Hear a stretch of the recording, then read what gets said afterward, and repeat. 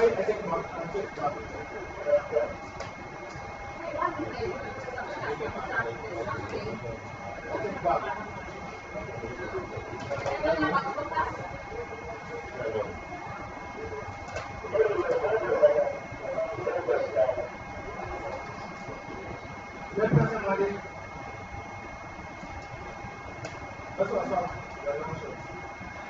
supposed to give us a luncheon? The applicant has the color.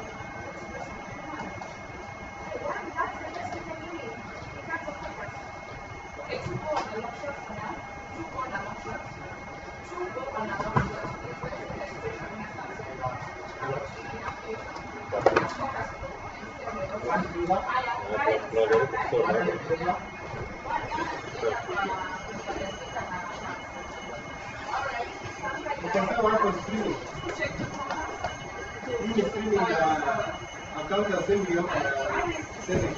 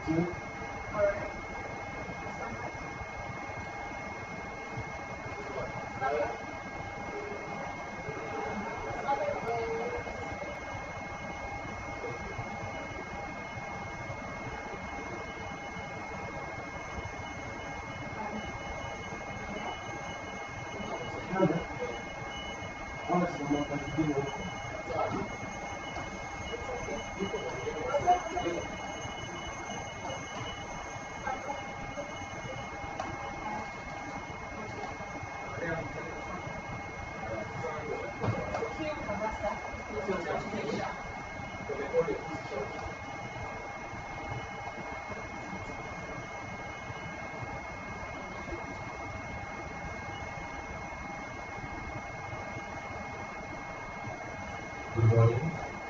Welcome to this special edition of parliamentary coverage. This is the 13th parliament, the 30th session. The Senate sitting in Lower Turkana County, the Senate Mashinani has been an initiative by the Parliamentary Service Commission. The team is aimed towards taking the Senate closer to the people.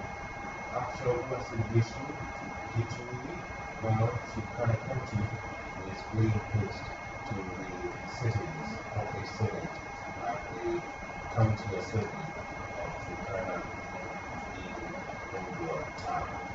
This broadcast is brought to you by the Parliamentary Broadcasting Unit in conjunction with the Kenya Broadcasting Corporation. My name is Edward Kabasa. We've taken the order of business this morning. We screened a couple of images of the county assembly. The senators are making their way into the chambers. It is the second day of the sittings. It began yesterday, a sitting which proceeded into the night. And this morning, the primary healthcare bill, Senate Bill 44 of 2023, will be debated for the second reading. The exemption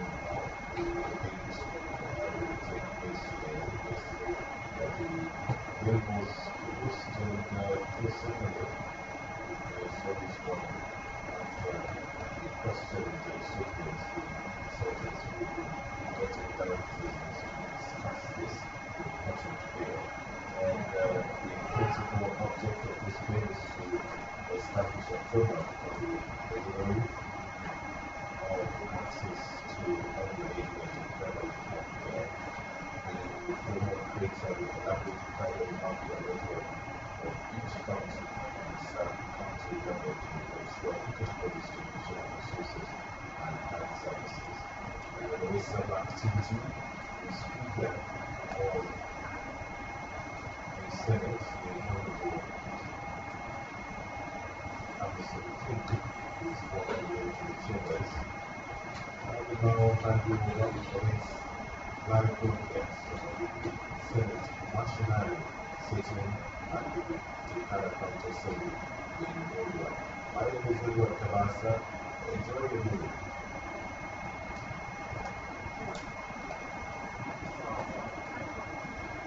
Let us pray. Almighty God, we beseech you this morning to honor federal vessels, pass your sovereignty and please for political solutions of the world. This is guidance, that we can pursue our matters, that can stand and directly, with so that we occasionally, that can solve the peace, the strife and warfare in the country, and those who think that is related to the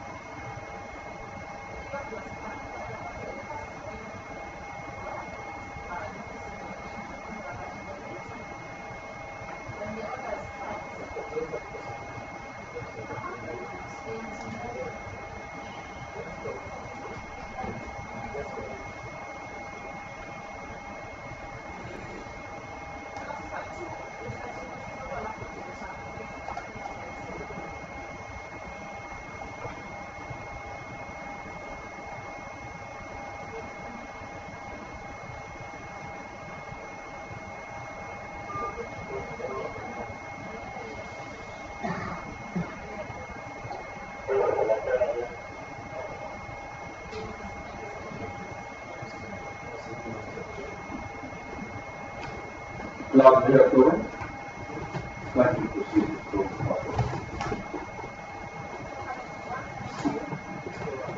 Order number one, administration control.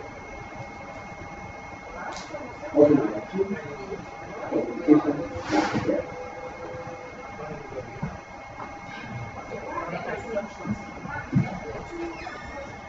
What was Senator Lafayette introduced to upload the president and invite the Secretary of Greece who are very much in this presentation assistance to the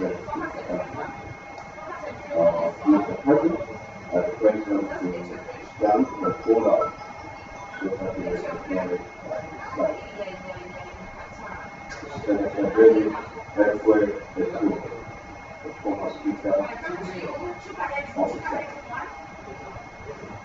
Senator Professor Malaki Charles Ekal Kumana, former Senator of Turkana, Senator John Nunez, former Senator of Turkana County and former Cabinet Secretary, Unity and Technology. Mr. Geoffrey E. Kaisuko, Principal Secretary, State Department of Labor and Skills, and local and former Speaker of Turkana County Assembly. Mr. Erasmus Ekikao, local, former Speaker of Turkana County Assembly. Mr. Chare Marto, Clark Marsabit County Assembly. Mr. James Waraka, Deputy Guard, Baringo County Assembly. Mr. Juma Mashinani, High Council Lawyer. Ms. Michelle Mandelay, environmental activist and founder, Friends of Turkana. Mr. Chris Verentuti, member, Lower Municipality Board. On behalf of the Senate, on my own behalf, I wish to thank our guests for honoring our invitation and joining us in this auspicious festive Sunday. All of our senators also have a communication to make. In the Speaker Gallery, we have students accompanied by teachers from PhD Secondary School and St. Augustine Board, Boys Primary School in Turkana County, one in the Senate, one in the Executive Board. One of the senators in a unusual position of receiving and welcoming visitors to Parliament. I extend a warm welcome to them on behalf of the Senate and on whole behalf of which them of good. Also, in the Speaker's Gallery, we have 30 students accompanied by two tutors from the Kennedy of Training College, Lower Campus in Turkana County, who are in the Senate on an executive board. In our usual position of receiving and working visitors to Parliament, I extend a warm welcome to them, and on behalf of the Senate and on my own behalf, wish them a good day. I will start and for 1 minute.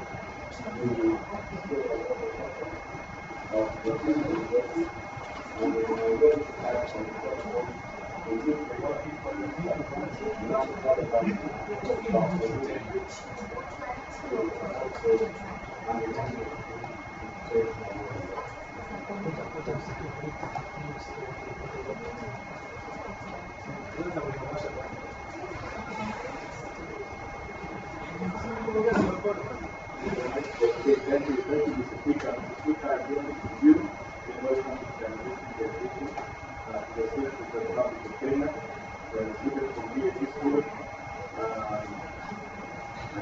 Mr. of the Boys School, and St. Augustine, and both of them belong to the school, and the students of the KMTC.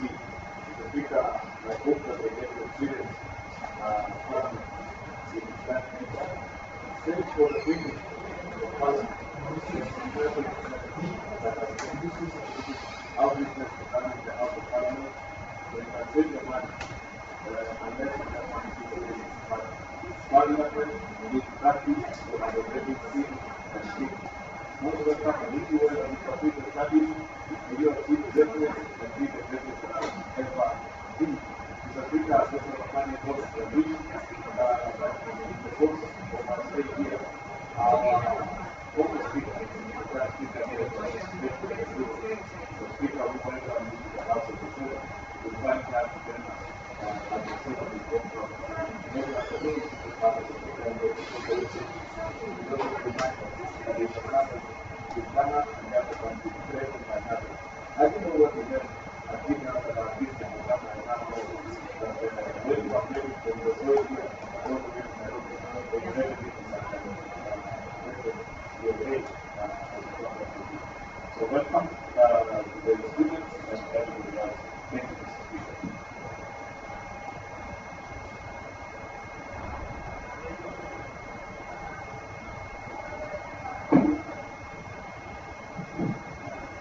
Thank you, Mr. Speaker.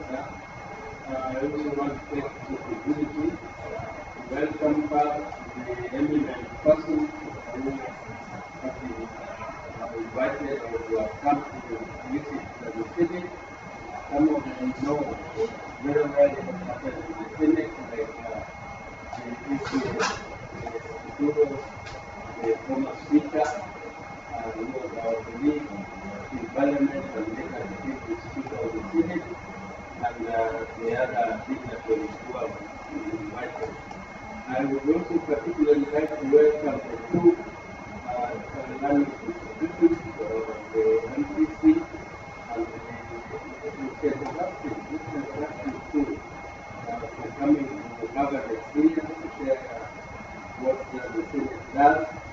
This is a very, very good experience because in future, who knows, some of you will be senators, some of you will be members of parliament, and it is good for you to learn this kind of thing and see what the various groups you could acquire.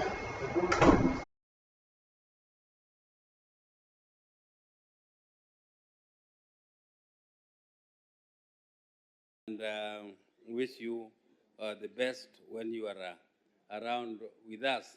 This county is a great county. I started coming here in 1982.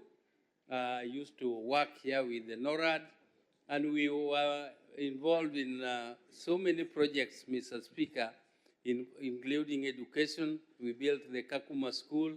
We also did the Katilu irrigation scheme, and we also participated in the construction of cold storage facilities at Kalakol in here at the coast. And we did almost everything, Mr. Speaker, to the extent that one time when I went to Norway, the Norwegians were complaining that Norway is establishing another colony in Kenya, and that this county is no longer called Turkana, but it is now called Norkana, and that they didn't want Norwegians to continue paying. But Mr. Speaker, you said it is under 1 minute. Thank you very much, and once again I welcome the visitors to the Senate.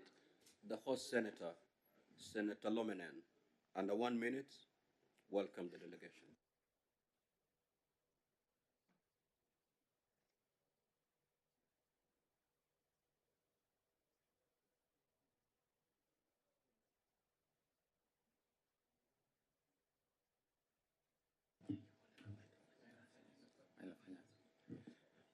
Thank you, Mr. Speaker, for this opportunity. I take this time to welcome students from St. Augustine and students also from Medical Training College and our leaders who have been leading in the past.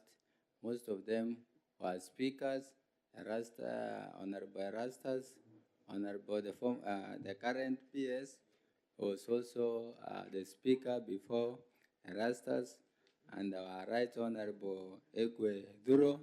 I take this time to welcome them, to learn from this Senate Mashinani, because we have also broke a record so that they see that Senate Mashinani is a very good the vital fundamental issue to learn more about Turkana County, to discuss the citizen to participate in decision making as they learn, as they listen. So I want to take this shortest time to welcome them. They learn, and then after learning, they will work hard wherever they are in the institution, and they will be more than what we are. We expect them to be presidents, speakers, and other categories of leaders. Thank you, Mr. Speaker. Next order clock.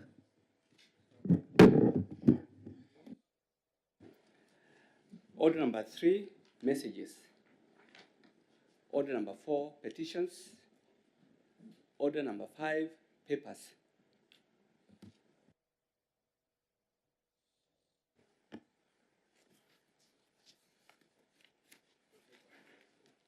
Speaker, I beg to lay. The Chairperson Standing Committee on Finance and Budget.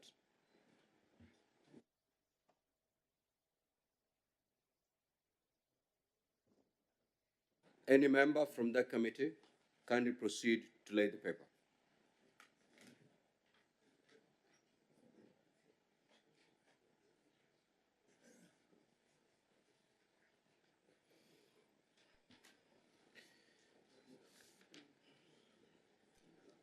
Thank you, Mr. Speaker. Mr. Speaker, sir, I beg to lay the following paper on the table of this Senate today, 27th September 2023, being the report of the Standing Committee on Finance and Budget on the County Government's Additional Allocations Bill, National Assembly Bill number 23 of 2023.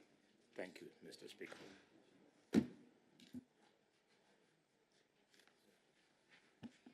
Next, order clock.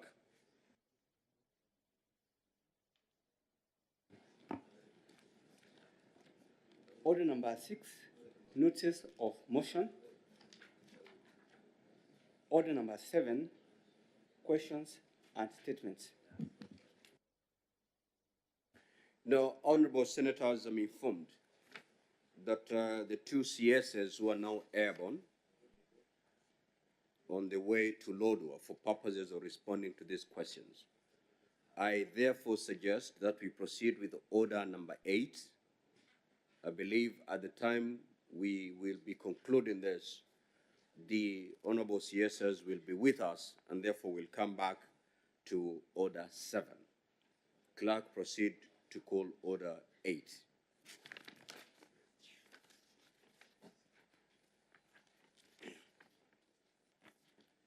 Order number 8, the Primary Health Care Bill, Senate Bills number 44 of 2023, second reading. Honorable senators, we shall proceed with the debate that was interrupted yesterday, and I call upon Senator Mundigi to take the floor.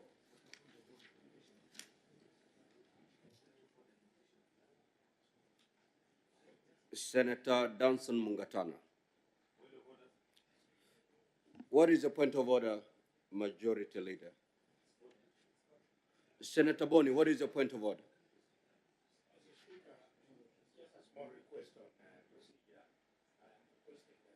This might attract a lot of interest. We limit debate to 5 minutes. Thank you, Mr. Speaker.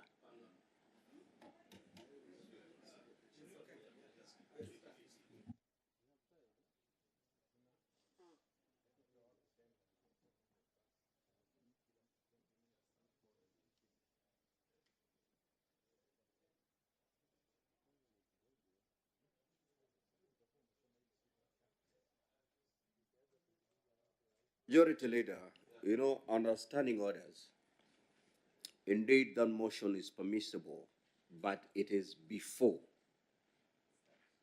debate ensues. That particular motion ought to have been moved before debate started yesterday.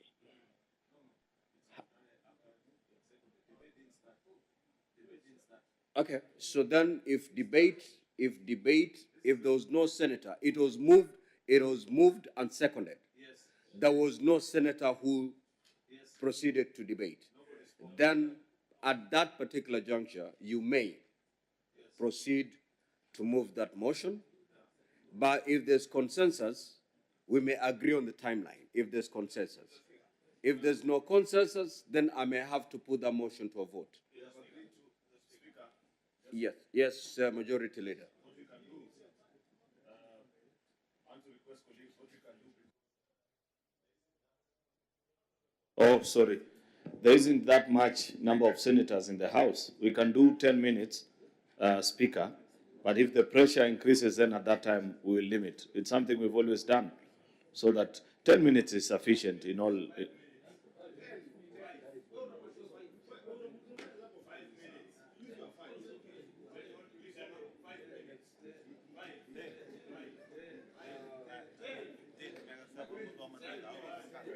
Senator Wambua, what say you? There is a proposal.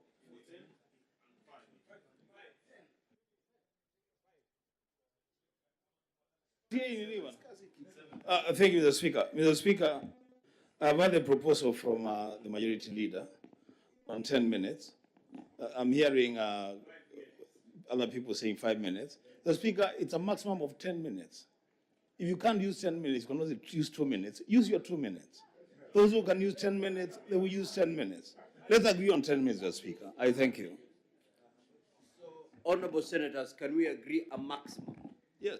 of 10 minutes? For those who are persuaded for 5 minutes, please speak under 5 minutes. It's a maximum. It's a maximum. Very well. Thank you, Senator Mungatana. Under 10 minutes. You can use 1 minute or proceed.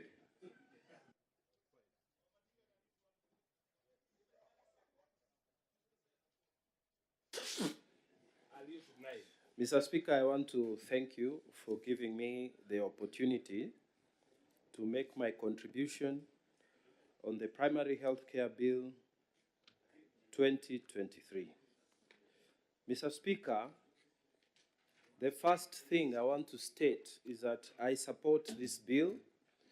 I think the spirit to make sure that there is primary health care at the village level, at the ward level, is accepted. And Mr. Speaker, we want to state from the very beginning that that is the way we should go. Mr. Speaker, there are some improvements we need to make to this bill. Mr. Speaker, the primary improvement that I hope Majority Leader will listen in and see what we can do to improve this bill is that this Senate, constitutionally, Mr. Speaker, is established to help and protect the interests of the counties. Unfortunately, in this bill, while the spirit is very good and the spirit is acceptable, Mr. Speaker, we have created a lot of responsibilities in this bill to the minister at the national level in charge of health. We have given him or her the mandate to appoint the advisory council. Mr. Speaker, we have therefore given her or him the excuse to withhold funds at the national level to the disadvantage of counties. Mr. Speaker, county have the delegated responsibility for health. And we must not give the national government excuses by law through this Senate to withhold funds that are supposed to be managed by the county governments. Mr. Speaker, the quarrel we have had with the national government is that they are still holding on monies at the national level when they could go down to the counties and be utilized at the counties. Mr. Speaker, this bill seems to create in clause number 13 that the ministry responsible for health in the management of primary health care, this is now at the national level. We are giving him or her the management of primary health care services. And on 14, clause 14, proposed clause 14, we are actually allowing her or him to set up the Primary Health Care Advisory Council. And who are they being appointed there? He is supposed to appoint the Principal Secretary for Health, the Director General for Health, the chairperson of the Council of Governors or their representative, Principal Secretary for the National Treasury, chairperson of the County Executive Health Committee, state, even chairperson of Vice Chancellors. Madam Speaker, or Mr. Speaker, when you look at this list, it creates a perfect excuse to withhold more funds at the national level. Look at the functions that we have created for them. They are supposed to sit and advise under under 14 to advise the cabinet secretary and the county governments on matters related to delivery of primary health care.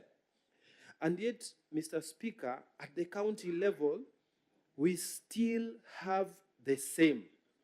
Because if you look at proposed clause 14, it says that each county government shall, in the management of primary health care services, it creates the same powers, Mr. Speaker, at the county level.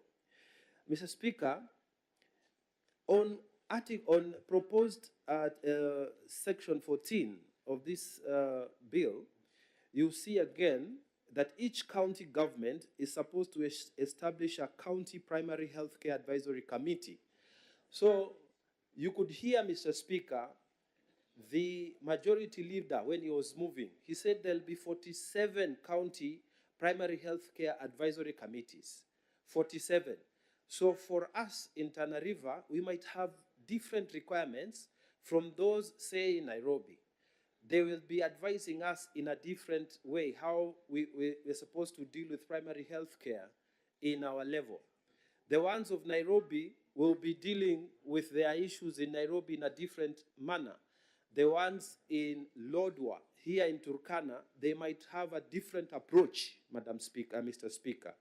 But then we are then creating, on top of this, another bureaucracy at the national level.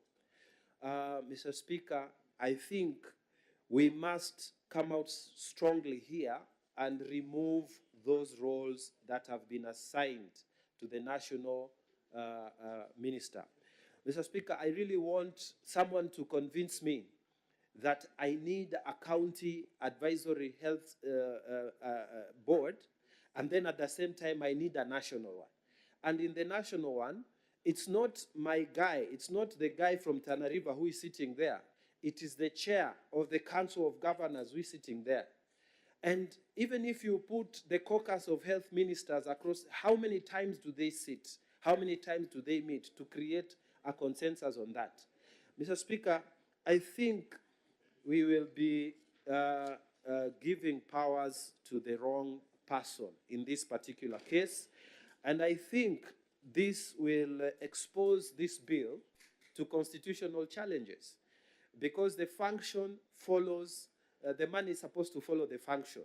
So if you create this advisory council at the national level, it means we have to fund it. And where is this money coming from?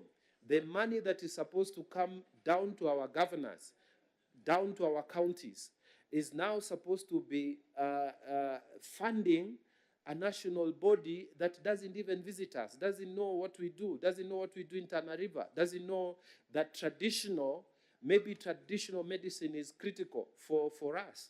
And the way we want to do primary health care might be slightly different from the way maybe Mombasa or Nairobi might want to do it. And then you create a body that does not visit us, does not appreciate the role of primary health care workers at the local level. So, Mr. Speaker, I think we need to sit down and really give it a thought. Why are we creating this bureaucracy at the national level? Why are we giving them powers? Why are we doing something that is against the spirit of Constitution?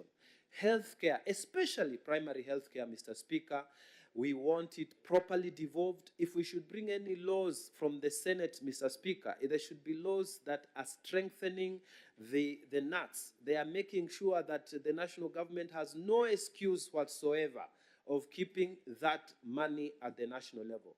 Because when you look at this, Mr. Speaker, and I want to convince my colleagues, we should bring, some amendments here in whichever form.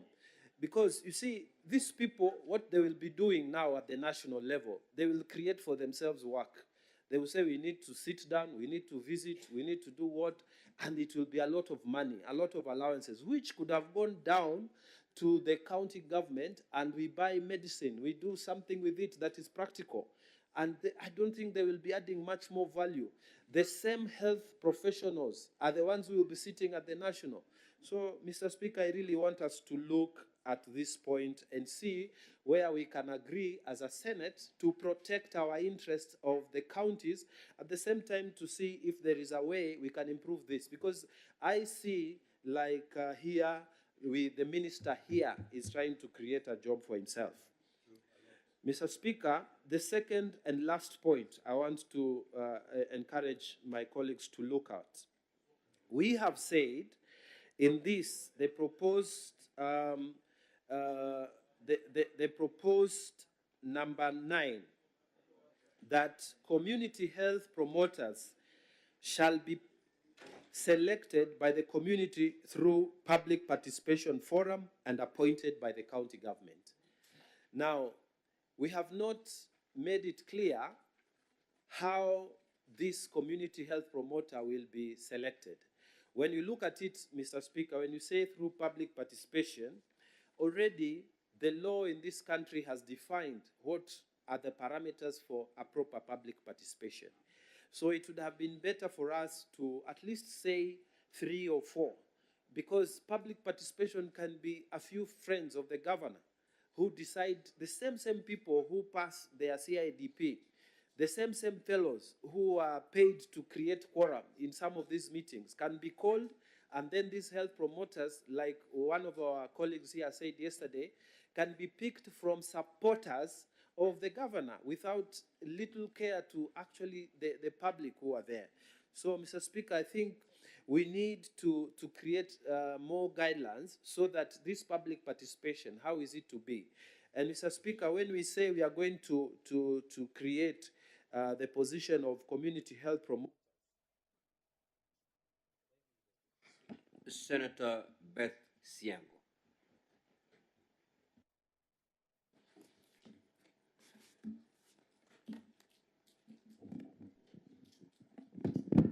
Thank you, Mr. Speaker, for giving me this opportunity.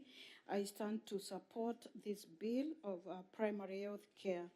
Mr. Speaker, it is very key that we know Kenyans, and in every county, even given the county of Turkana where we are hosted right now, that they deserve the best health care and health service. This bill is meant to address the majority of persons' health needs throughout their lifetime. Mr. Speaker, there are 3 components of this bill that should be considered very seriously. That integrated health services must meet people's health needs. And when we talk of some powers and some privileges remaining at the national level, then we are denying the devolved unit the powers and the say concerning health care. Mr. Speaker, this primary health care is very important also to address broader determinants of health multisectoral policy and actions. Looking at the bill, it requires serious amendments. And Mr. Speaker, I would say that we really need to be given time to propose these amendments before the bill is taken through. Mr. Speaker, primary health care is meant to empower individuals, families, and the communities to take charge of their own health or health needs. Looking at what the bill is addressing, Mr. Speaker, I would suggest that it is very important to include how Kenyans will be empowered to take charge of their health and not to be exploited by not receiving the best service from government health service or facilities. Because when they fail to get these services from the government, then they would be forced to go to private hospitals where they will be required to pay a lot of money. And when we consider that poverty levels are high in most of our communities, then we are subjecting Kenyans to suffering, which may even cut short their lives. Mr. Speaker, primary health care systems must support the needs that Kenyans have. And it should be most inclusive equitable and cost-effective the way of achieving universal health coverage. Mr. Speaker, this bill lacks clear route to achieve universal health care, which I suggest that the amendments that will be put must take care of this. Otherwise, Mr. Speaker, I support the bill with amendments. Thank you. Senator Kanyuri.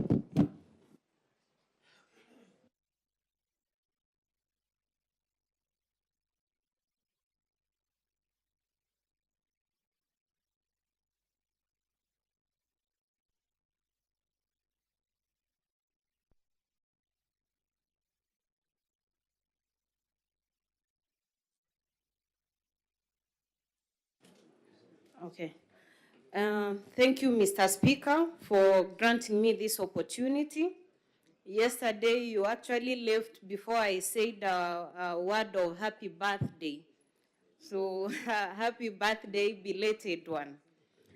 I want to contribute to this primary health care bill. I'm part of the members of the health committee that actually went through the proposals that were brought in. And we actually mentioned that this doesn't close the views that most members had and wanted incorporated. Mr. Speaker, this is a very progressive proposal.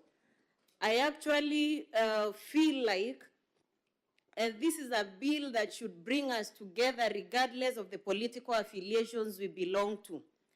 First, because health is a very fundamental issue. And this bill actually captures the spirit of civic education, whereby you want to induct people to what they should be knowing before you actually now carry them forward to whatever you want to do. Mr. Speaker, the community promoters we saw, the President Commission, is actually a realization of one of the Kenya Kwanza promises we made during our campaigns. And you can actually see that when leaders come together, good things happen. That's why I want to urge my colleagues that this is a very progressive bill that we should support, yes, and with the concern some of the members have, but generally it's a very good initiative. When I actually look at the qualifications of a community health promoter, initially I had worries of matters to do with confidentiality, because you can imagine someone in the village who knows the health status of an individual and decides to go out there and publicize it. Measures should be put in place to actually put these community health promoters into account. I'm happy that proposal was captured here.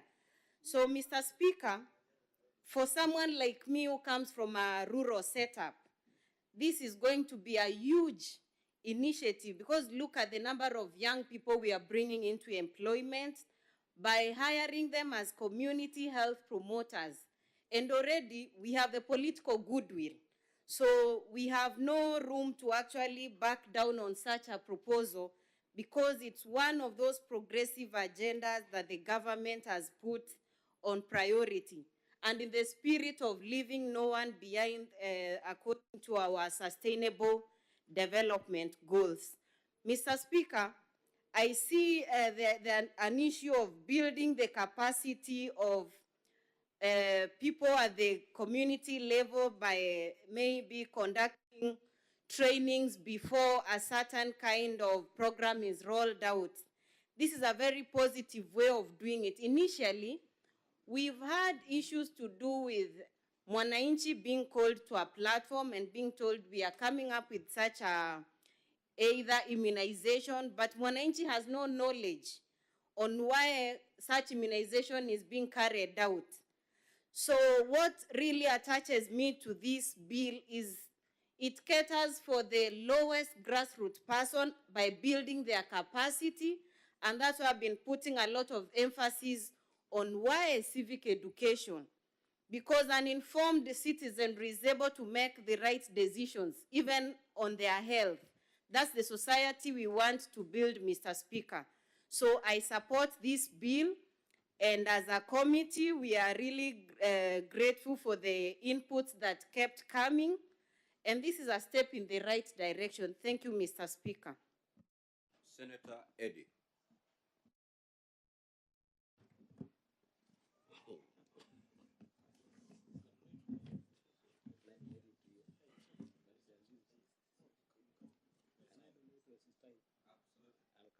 You've passed that opportunity to Senator Wumboa.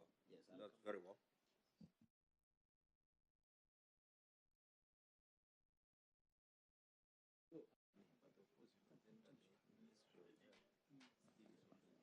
Thank you, Mr. Speaker, and thank you, Senator Eddy, for donating your time to me.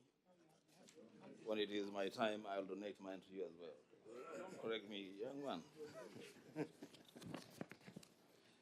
Mr. Speaker, I want to begin by thanking the promoter of this bill, Senator Cheriot, because when he was moving the bill, he was very clear that this is one of 4 other bills whose aim is to ensure that we entrench the universal health care in the practice of medicine in this country. Mr. Speaker, it is not an idle saying that prevention is better than cure. When we focus on preventive and promotive health care, then we are likely to attain a more healthy nation. And Mr. Speaker, there is evidence of this. You know, if we even look at this bill, Mr. Speaker, we all remember the times that we went through during the COVID period. Yeah. And when everybody was focused on sanitizing, cleaning surfaces, washing hands, Mr. Speaker, the level of health in our country. In fact, I remember there's a time I visited Gertrude Hospital to take my son there. And there were virtually no children because people had observed the basics of healthcare. And so we had fewer sick people. Mr. Speaker, when we go into the particulars of this bill, and that's why we were saying perhaps we should have done 20 minutes per senator, but 10 will do as well. Mr. Speaker, this is a very important piece of legislation that we need to discuss and debate very robustly. And I will begin with the objects of this act, this bill. The Speaker, it perfectly captures the aspirations of Article 43A of the Constitution, that every Kenyan has a right to attain the highest standards of health care in the country. And so the objects are fine. The primary healthcare workforce is okay. The Speaker, I begin to have challenges from clause 10 on the functions of the community health promoters. Subclause J of that clause, Mr. Speaker, is a clear and outright violation of the provisions of the Data Protection Act. It requires that every health promoter should report on the health of each member of an assigned household and the barriers of health and health care in the household to the community health officer. The Speaker, you see where that leads us.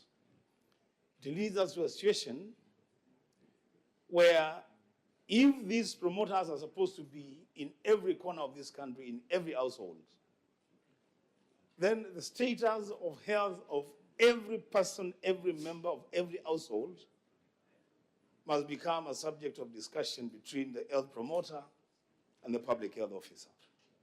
The Speaker, that's a violation of a basic right. There must be a way of dealing with that matter. Mr. Speaker, when you go to clause 3, it speaks to the contract and functions specified under 1 and 2. And when you go to D, it puts an obligation on the health promoter to ensure accuracy of information captured. The Speaker, at times, the health status or the information captured about the health of any person is not necessarily the responsibility of the person doing the capturing of that information. At times they are using machines which could be faulty. So maybe the wording of that clause, the promoter, Senator Aaron Cheriot, would be for them to be responsible for the accuracy of the information.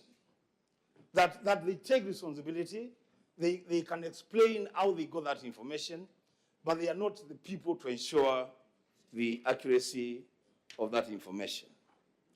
The Speaker, when to go to part 4 of this bill, that's where I have a big problem. And I am happy that Senator Mugatana has also taken note of this.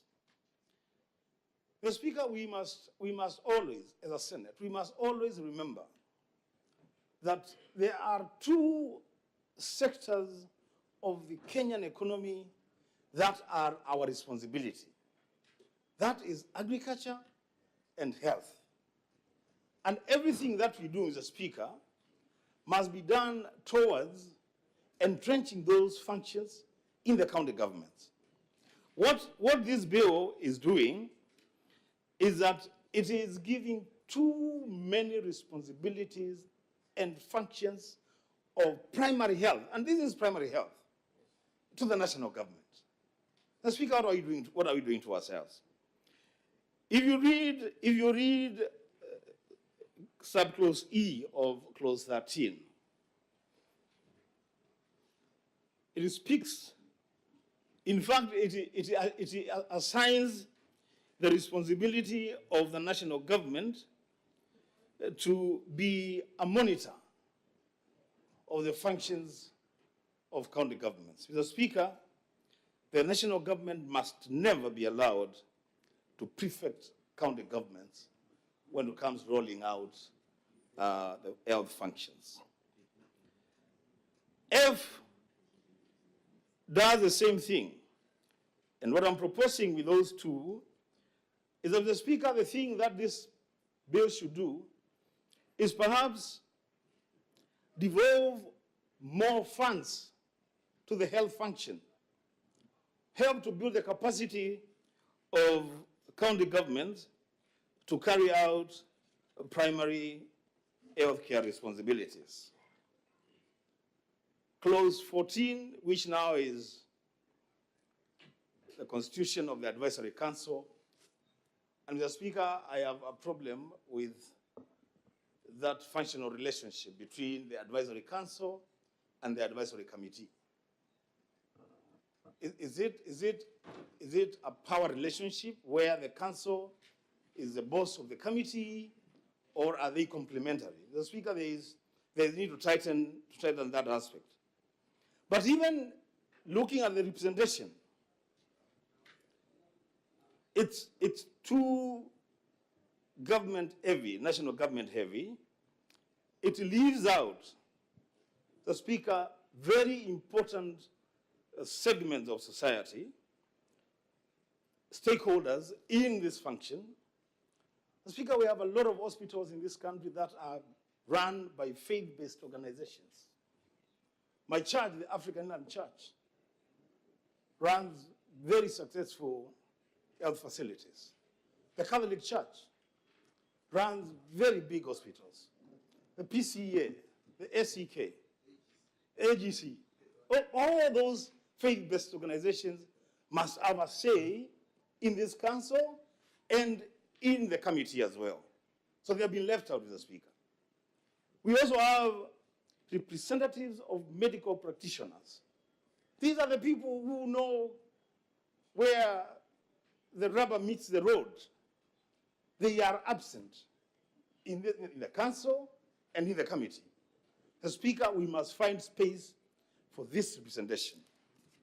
Mr. Speaker, because I see my time is almost elapsing, I want to go straight to clause 16. Another problem, and I did not expect this to come from the majority leader. He's a man that I know really, really supports devolution. But for him to constitute the advisory committee based in the counties and even assign oversight roles to that committee and leave the office of the senator from that committee, then I don't understand what we are doing. The Speaker, in that committee, I would propose that the county senator automatically becomes a member of the advisory committee. That he does not need to be, he or she does not need to be appointed by the CEC. By virtue of... What is the point of order? Speaker, my time is... Majority leader. Can you pause time for Senator Wambua, please? Mr. Speaker, apologies first to Senator Wambua. You know, I hardly ever interrupt members when they are making their submissions, but unless I feel that it is very necessary for me to do that. But there are various things he has said which I felt that if they are left on record, then it will give a very bad impression. Number one, you know, as majority leader and leader of government business, I don't originate bills. I move bills on behalf of government, so to speak. But these bills have actually undergone great work at committee level. By the way, quite a number of the proposals that members are speaking, including the ones by Senator Mungatana, if you take time to read the report of the committee is already proposing those amendments. So you are right to point them out, but rest assured that please refer also to the report of the committee. Then second and last thing, Senator Wambua, in 2016, we tried that route. I can't remember the exact, and the Secretariat here will remember. I can't remember, no, it was not the County Oversight Board. We tried that route, but courts struck out the proposal and said, you cannot be a beneficiary to your own legislation. Therefore, they said it's not possible for us as senators to legislate and give ourselves a job. That's why whatever you're suggesting is not possible. I thank you. Majority leader, that's a point of information, not really a point of order. Mr. Speaker, my 2 minutes as you valid, I guess. So, Mr. Speaker, I don't want to argue with the majority leader on that issue of the involvement of senators. Because, Mr. Speaker, we are not accruing a benefit by oversighting. It is our responsibility. It's not a benefit. That's what we are elected to do. We oversight. So I think that one is not right. Mr. Speaker, on the matter of the membership to that committee, I said let's have the senator as an automatic member of that committee. Let us have the health practitioners involved in that committee at that level, and let us have faith-based organizations also involved in that committee at that level. Mr. Speaker, as I conclude, I must say that, yes, we would have benefited from the report of the committee. But that report, again, Mr. Speaker, was tabled late yesterday. So can we find a way of being neat in dealing with these bills and legislations so that we have access to the reports in good time? They will inform our debate. They will enrich our debate, Mr. Speaker. But because the majority leader wants us to push this, then we will push it. But those amendments, then we must capture them to ensure that we get that report.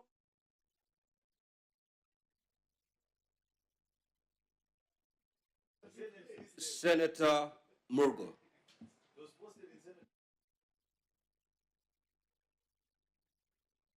Can you take it up in the WhatsApp group? We are now in session.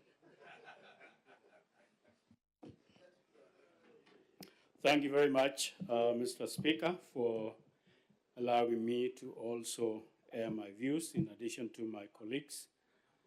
I support the bill because it is a bill that will really enhance primary health care in rural areas. And when I talk rural, I'm talking about places that have been left behind, that never really had an opportunity to receive services such as primary health care.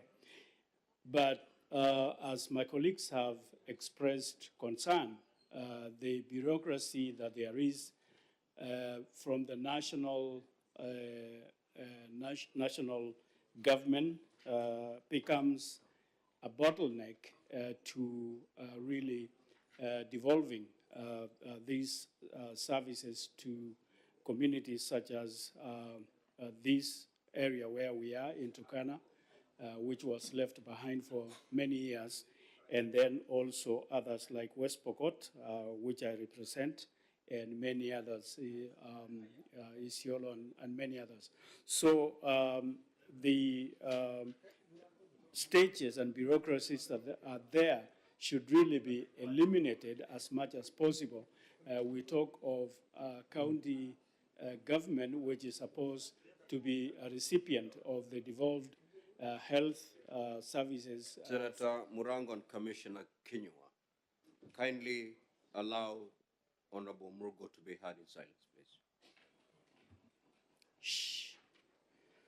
So I really support it, and we should make sure that the devolved setting of healthcare is really practically realized by rural areas, in areas that have not been receiving such services. The good thing is that the marginalized area that have lagged behind will probably realize employment that has never been realized before, because when their children begin to be community health workers, it will really be practically something that their children will engage, and community will also engage, because it will be something that will be practically at the doorstep of every village and so on. And then also medicine that will be made sure that it is available in some of the health facilities as it is practically put into every dispensary, every health facility that is among the people in the village. And so the management, even though there is technicality of who elects who to be in charge of those facilities, but the fact is that if the medical personnel is there and also the medicine, it will actually enhance a lot of care among the people in the villages. And then it will also reach out and cater for maternal care that will care for the mother and also child, which in some places is really pathetic now. And so when this thing, this service is devolved to such a level, it will really help mothers that would be suffering, and the child and the little children, the infants that actually face a lot of lack of medical care. And then it will also help in spreading the care among the people, even though there are challenges about roads and things like that. But the fact is that if the services are available, such other additional improvements will come along, so that people will realize very effective services of devolved healthcare and primary. And then the management at the facility should also involve the locals in as much as possible, because sometimes a nurse or medical personnel coming from far or not coming from the area, when put in charge, may not really realize or may not be in a position to know which area really needs those services. So as much as possible, the locals should be fully engaged so that they apply the services appropriately. So I support. Senator Onyonka, please.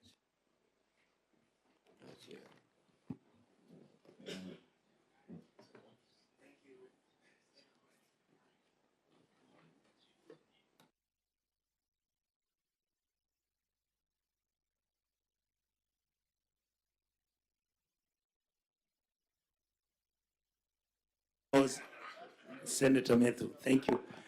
Thank you, Mr. Speaker. I was under instructions by Senator Methu to style up. Mr. Speaker, fundamentally this bill is actually good,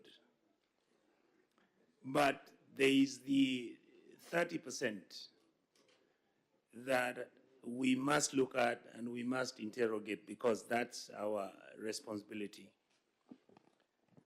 Mr. Speaker, I have been going through this bill and looking at it in bits and pieces, and one of the issues that has come to my mind, and it's very, very clear, and I want to reiterate what my brother, Honorable Mugatana, raised. We are creating another public hegemoth of leaders in the Department of Health or in the Ministry of Health. We are going to have board after board after board. If you look at it, my interpretation is, and I would want the majority leader maybe later to explain to me, it feels like you're going to have 3 layers of the team that is going to actually manage this primary health sector. Mr. Speaker, the second issue that I am very sensitive about is the issue of the responsibility of the county governments. The truth is, health has been devolved to the county governments. And the feeling I have, Mr. Speaker, is that we are removing the responsibilities and powers of the county governments and taking them back to the national government. There is a very clear, deliberate decision that is being made where the national team that is going to be managing the primary health care sector at the county level will have to be the one that is consulted, that is the one that looks at the data, that is the one that, of course, handles policy, and also it's one that is going to handle the money. Mr. Speaker, given what has happened for the last 12 years, as we've been going through our devolution, the truth is county governments have not done very well themselves. So I would like to request the committees that are going to be responsible over this to deliberately sit down and make sure that the weighty and the more loaded responsibility of actually managing this sector is handled by the County Primary Healthcare Advisory Committee.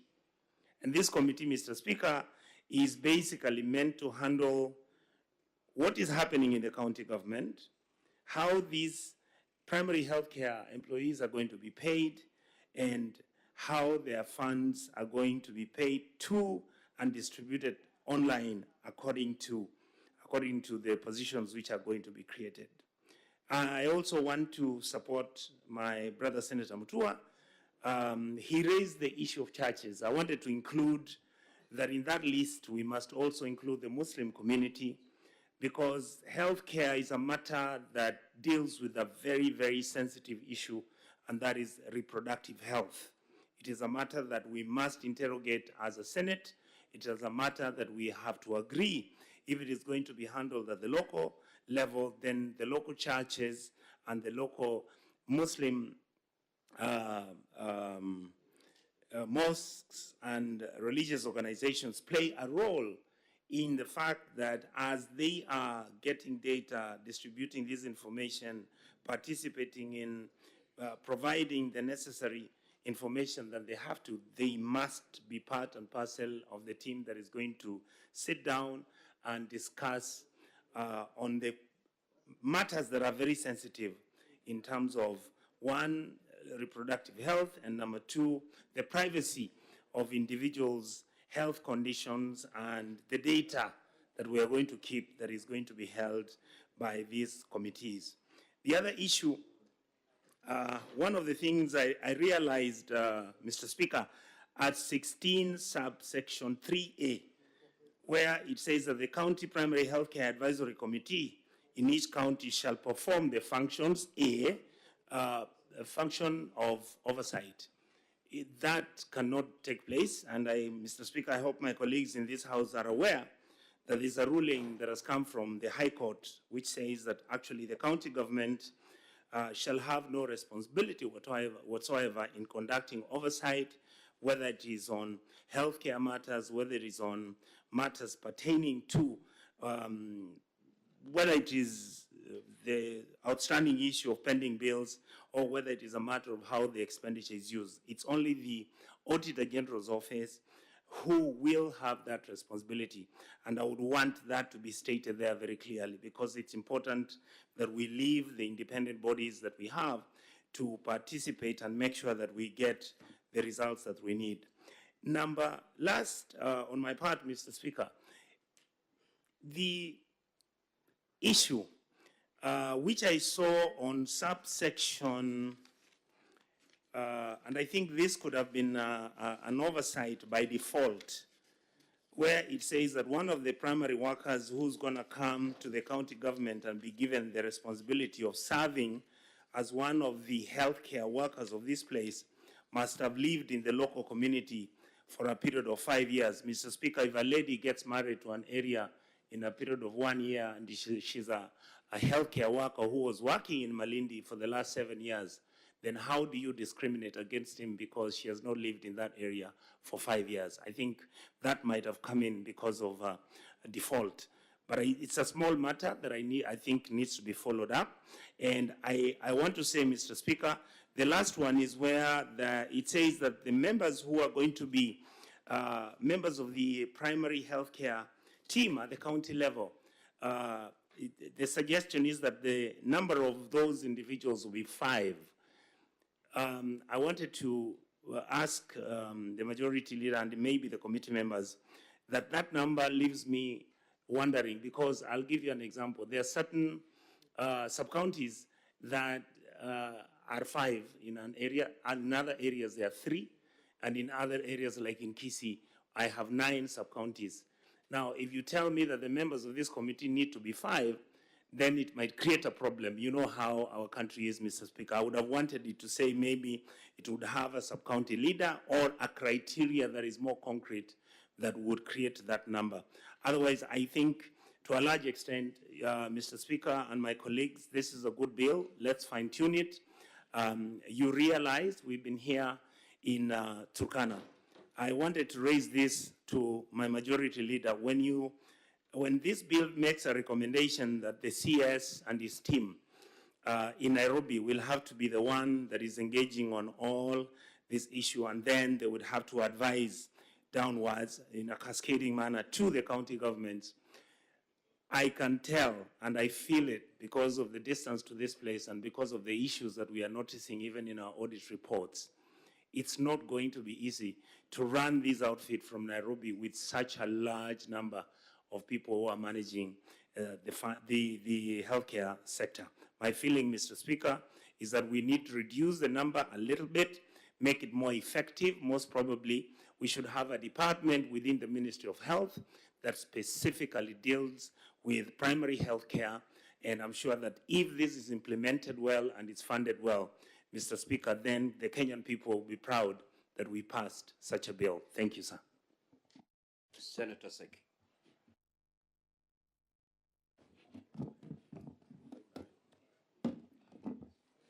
Thank you, Honorable Speaker. I also want to put my voice on supporting the bill, and I will go direct to section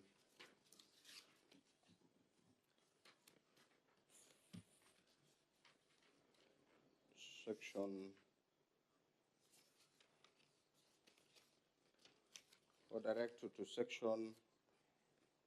or part 3 of the bill on the issues of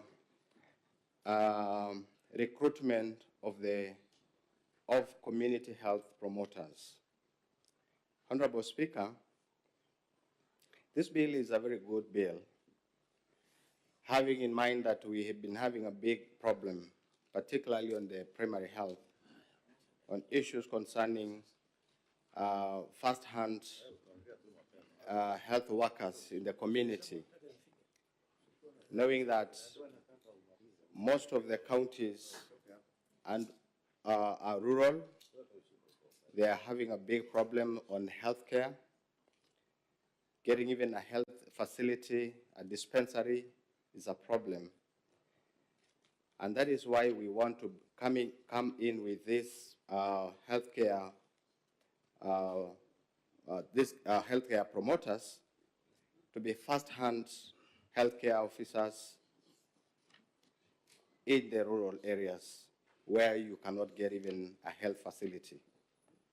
I want to say that for bringing up this bill will be an advantage to a very remote and marginalized communities, such as a community like this and even Kajiado, where it represents. And it will be very good for them to realize that the government has come in handy to help them. But more importantly, I am happy that the county governments are going to appoint these community health promoters as a function of the county governments.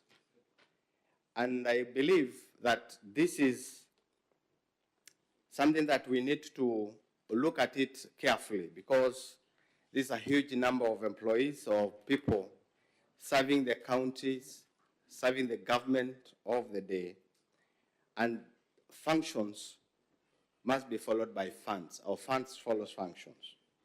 So I think the promoters of this bill need to look at how the funds needs to be devolved to the county governments. Looking at the section part 4, as earlier discussed, or discussed by quite a number of members, I look at it at section 13, article 13A, that provide capacity, our national government to provide capacity and technical assistance and monitor implementation for the effective management of primary health care across the Republic of Kenya. This is a function that needs to be looked at, and I'm supporting and suggesting that this should be a part of what we are talking about, devolving funds to the county governments, by bringing up some funds to the county governments for training and building capacity to these health promoters, because much of their functions or objectives or much of the functions of the community health workers is quite in hand, and it is very technical. And these are people who have not gone to most of the training. most of the training. They have not been trained, so they need to be capacitated to be trained for them to understand more on issues of sensitization of community health, issues of nutrition as given by paragraph F3. So these are people that need to be sensitized, and capacity building need to be done by the county government, not by the national government, as indicated in this act or this bill. I want to also look at the issue of the council, Honorable Speaker. The council, as indicated here in this bill, Section 14 gives the Cabinet Secretary to appoint the council. I can see we only have the chairperson of the Council of County Government, chairperson of the Council of County Governors or representative in the entire advisory council, and that completely depicts the sense of devolution, because this is a function of county governments. I propose that we have instead of having the, as indicated in Section 2 of Article of the 14, that the council, the members of the council shall, in the first meeting, elect the chairperson from amongst themselves. We indicate that the chairperson of the Council of Governors become the chair, so that we take the responsibility and accept the responsibility of being that this function is a county government function.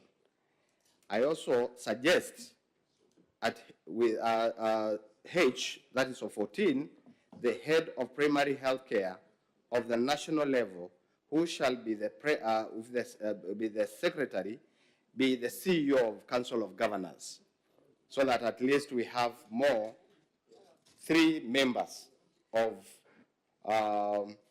3 members at the Health Advisory Council. So I think more importantly, on the issues of qualifications of the, maybe just to go back a little bit, at the recruitment requirement of community health promoters, I also suggest that we have a small qualification on the community health promoters. Otherwise, we just leave it like that. It needs to have a small qualification. If it is just O-level or something like that, or a small certificate on healthcare, it will be much better. So, Honorable Speaker, I support the bill, and thank you very much for the promoters of the bill. Thank you, Honorable Speaker. Senator Manzo.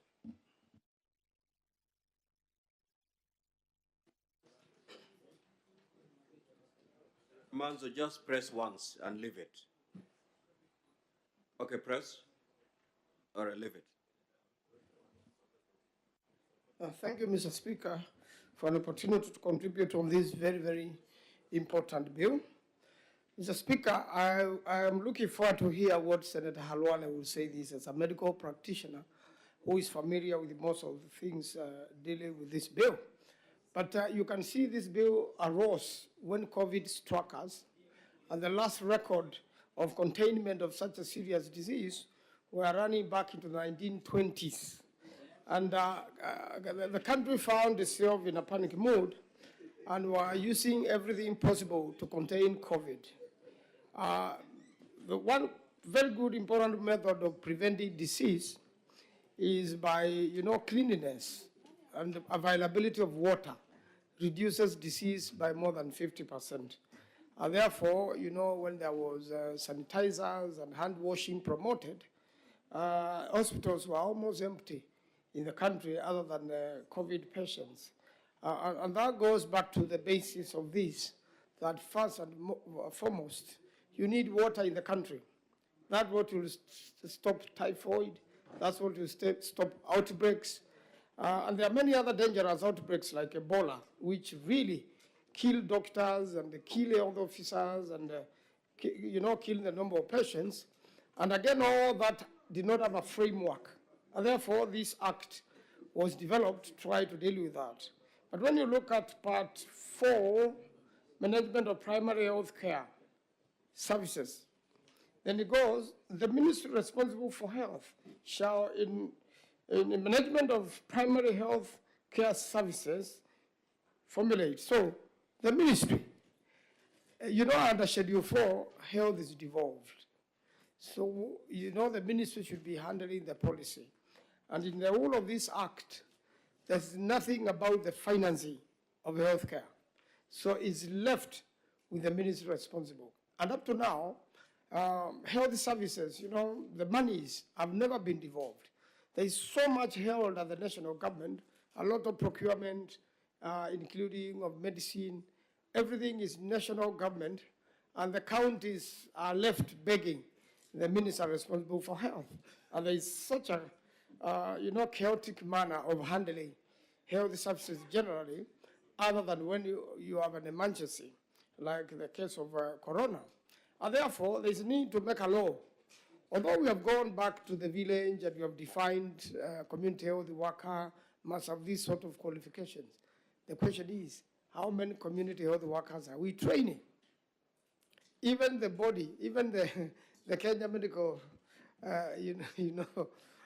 training college, which I'm happy we have students in the Senate today, is still a national government affair. It's not a devolved affair. And it is distributed in such a way that some regions in the country don't have a lot of these services there. And therefore, the few people we train, they get absorbed abroad. They go to Botswana, they go to UK, they go to US for further training and never come back. Why? The county system has not been empowered enough to protect doctors and even to keep a doctor of a certain level in the village. And therefore, the way this has been defined, just like the act we dealt with yesterday, we need a little bit more of as people who protect devolution, a little bit more of protection of devolution in the way and the manner we have framed this. We have left all of it to the county government. When you form this, the national committee, you only have a COG representative. COG is so huge that you cannot have just one person from COG or their representative who could be the chairperson of a committee of health, and then it's just 1 out of 9. I mean, it's no longer a county affair. This matter must be devolved to the county, and the county should take a full charge. And more important, we have not talked about the financing at all. It's been abandoned. And just that training of medical personnel in this country, most of them will not work for the government. After some time, they run their own private hospitals, and even some who are still working for the government are directors in private hospitals. And therefore, we have minimum, going to the people through the government, the county governments and the national government, as far as healthcare is concerned. Then there is the issue of data. That particular officer in the village keeping serious data with them, even for security purposes, is dangerous. When you look at Kenya differently, we have different parts of Kenya with different security challenges. So if a community health officer has all the data of the village, if I'm a person against the security of the nation, that is the person I will completely apprehend and take hostage, while he has all the data and he has no protection, and there is no mechanism of protecting that particular data. So just like in the training of pilots in this country, similarly has happened with the training of health. We train and the best brains are taken away to work from our country, and it is something we need to think about seriously. How do we train these community health officers, and how do we make sure they are employed? We have a lot of them who have come out of training, They have not yet been absorbed in the counties. They are not being absorbed at the national governments. They have families to feed. They have to look for jobs elsewhere.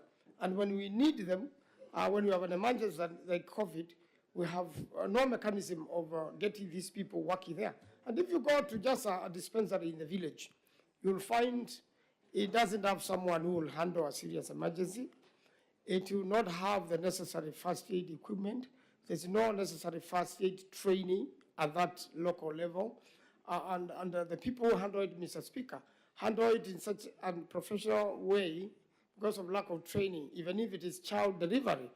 And then eventually, these people are forwarded to the district hospitals or level 4, level 5. Therefore, there's a little bit of disconnect in my observation, Mr. Speaker, whereby we really need to concentrate at the village unit so that the so-called volunteers is what has been there. And even the training of the volunteers and remuneration had no budget in the county, nor a budget in the national government. And this was left to well-wishers. And I think that has to be processed, has to be put correctly in this act, so that when we talk about community health worker, community health promotion, we mean it. And you cannot do it without taking water to the grassroots. We have to have water in the village. That's a role of the county government. We have got to health in the village. That's a role of the county government. And therefore, when you put all this together, then it tells us, as a people protect evolution, we've got to be serious with this act, which has been proposed by the government through the leader of majority. And when it comes to us, it needs enough time so that we can amend it sufficiently to serve the community. Otherwise, there's a very big problem of health processing in the community, and it results into very many unnecessary deaths, especially now with the many borders in the country which have caused a lot of accidents. Handling accident victims of border is so serious. Handling outbreaks like cholera is so serious. We are ending up losing lives unnecessarily. And I think the main idea of this bill should be able to prevent loss of life at the very basic level. I thank you, Mr. Speaker. I support with amendments. Senator Wafula.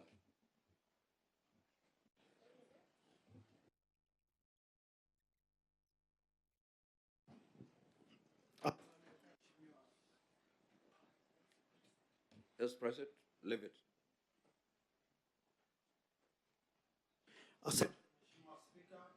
Press it again. All right, leave it. Asante Mheshimiwa Spika kwa nafasi hii. What is the point of order, Senator Kisang?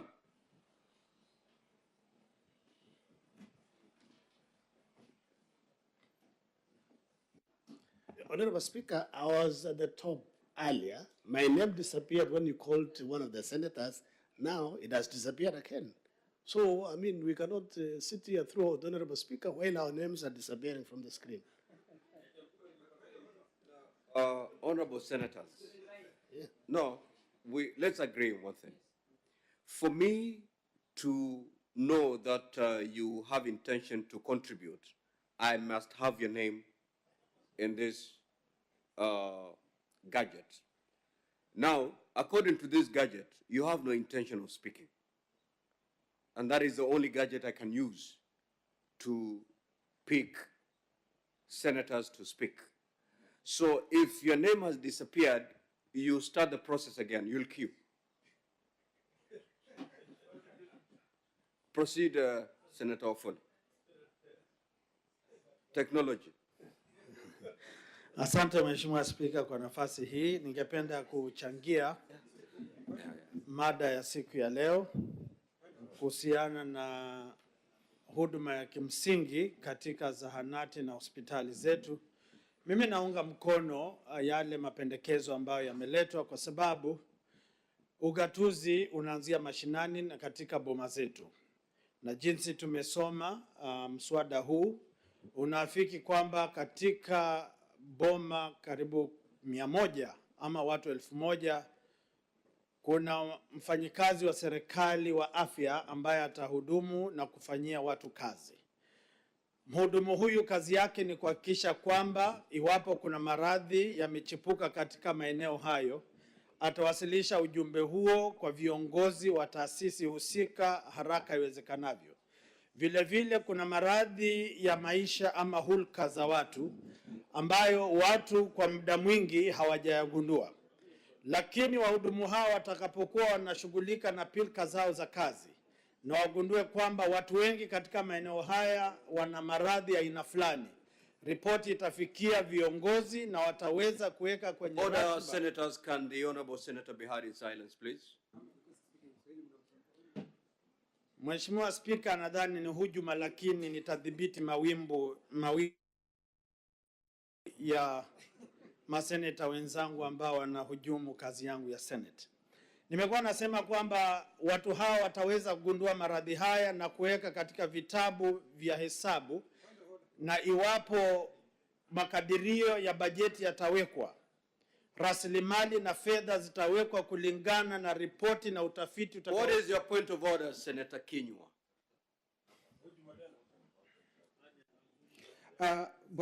Bwana Spika, umemsikiza seneta wa kutoka Bungoma akisema maseneta wanahujumu kazi. Bwana Spika, seneta hawezi wakahujumu kazi. Bwana Spika. Senator Kinyua, tafadhali kaa. Kama unakumbuka wakati Senator Wafula anazungumza, nilipeana onyo la nidhamu kwa senators kwa sababu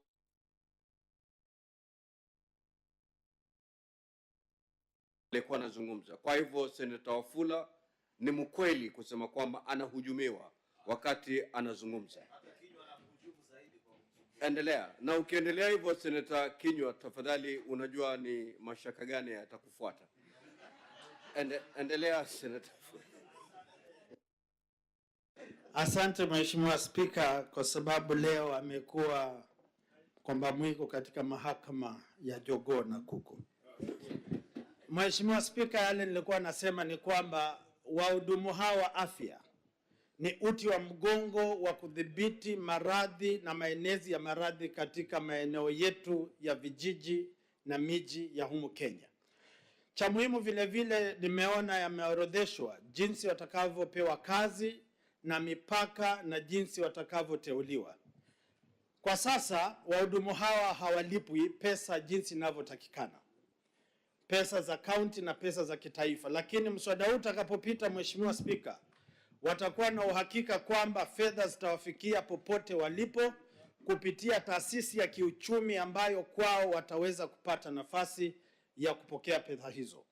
Lakini zaidi ya hayo, ningependa pia wapewe nafasi kuunda ama kujihusisha na vikundi vya utetezi wa masuala ya wafanyikazi hapa Kenya, kwa sababu tunaelekea mahali ambapo, Mheshimiwa Spika, wahudumu hawa wanaweza kutishwa, kuyumbishwa, kwa sababu yule amewaajiri kazi ataambiwa yenu ni kusema ndio, na kama sio ni uruke juu kiwango ambacho aliyekuajiri anataka. Sasa lazima tuhakikishe kwamba wanapoajiriwa wana mbinu ya kujieleza, kujitetea, na masuala yao yashughulikiwe kikamilifu katika maeneo yao ya kazi. Mheshimiwa Spika, ukiangalia mswada huu vile vile unashiriki watendakazi wa idara mbalimbali. Wale ambao wanahusika na masuala ya maji wako pale, kwa sababu wakati wa COVID tuliona kwamba maji yalihusika pakubwa kudhibiti maenezi ya maradhi. Tumeona mhusika katika idara ya barabara. Hao wote wanahusika kuhakikisha kwamba wananchi wanapotaka kupata huduma za matibabu wanaweza kuzipata kwa wakati mfupi, na vile vile kuhakikisha kwamba huduma hizi zinafiki matarajio yao.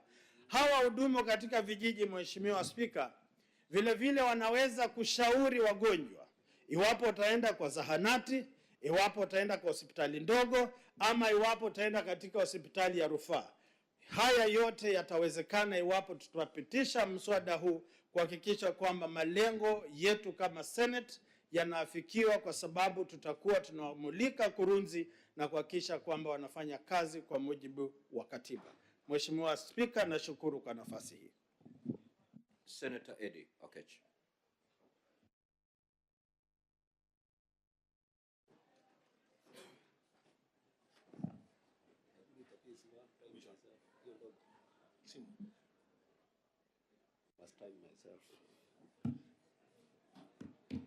Thank you, Mr. Speaker.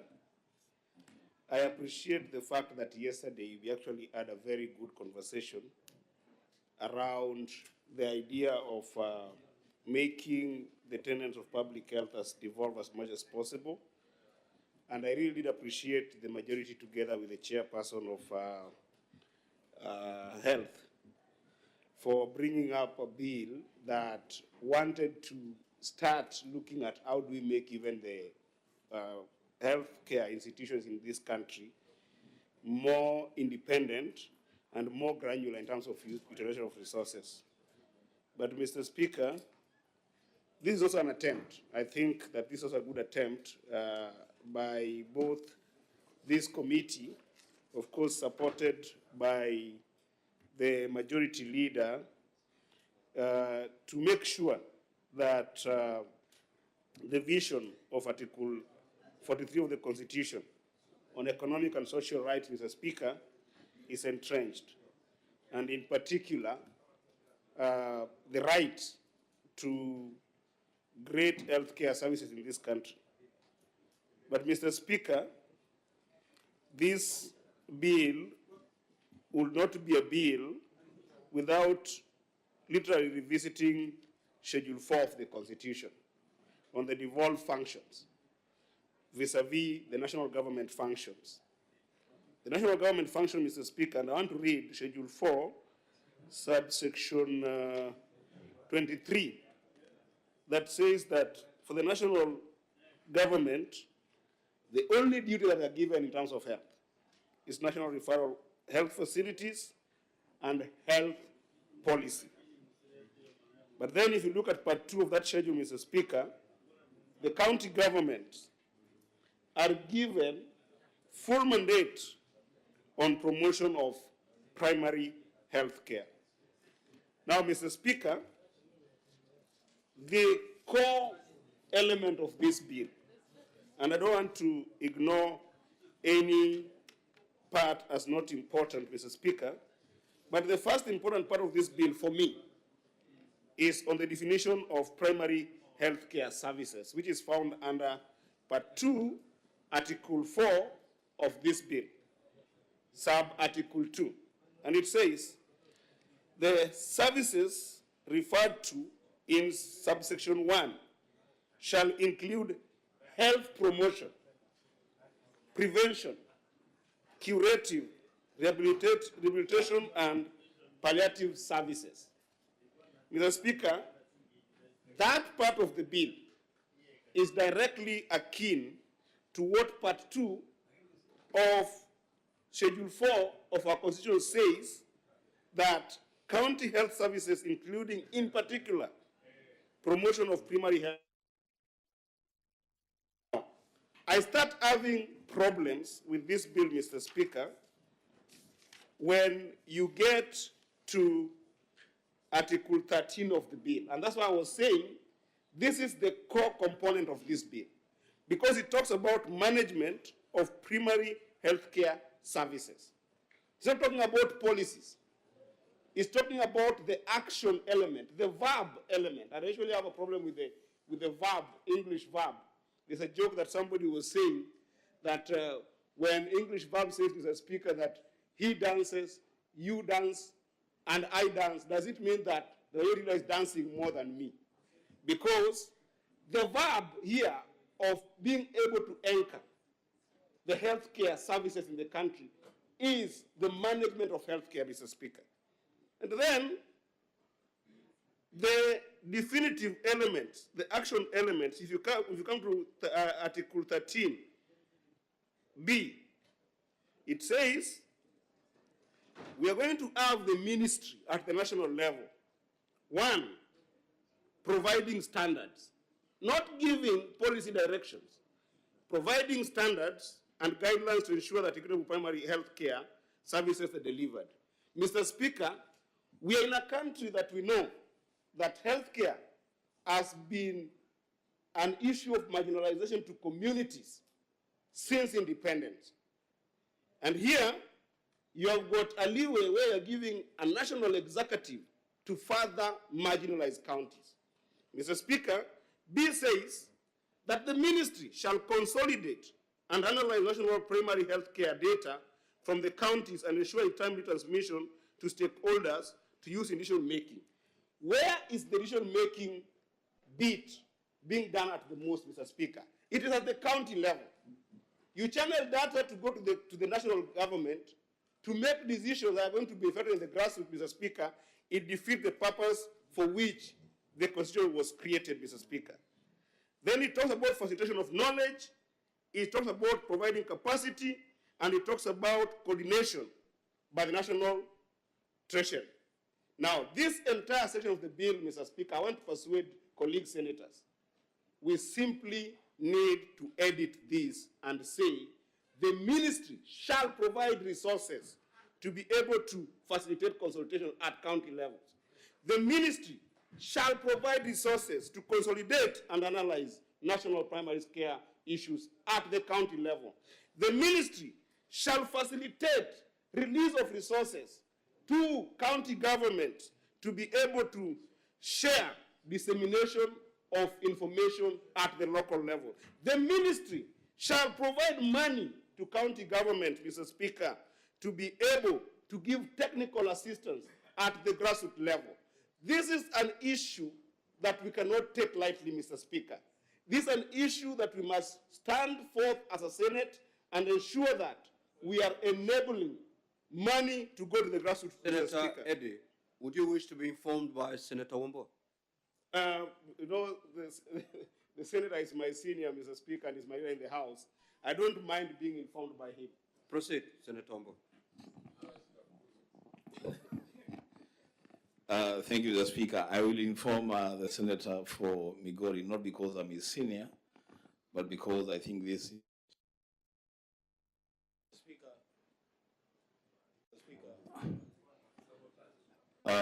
Thank you.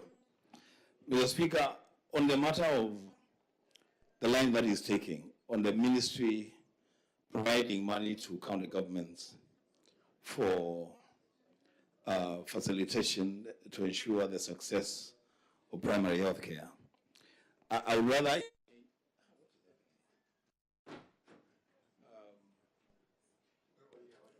hello? Thank you. I would rather Senator Eddie changes that line and just pushes for the money to be pushed to the county governments so that county governments will make those decisions and they will facilitate those operations.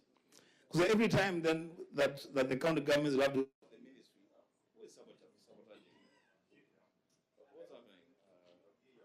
better microphone.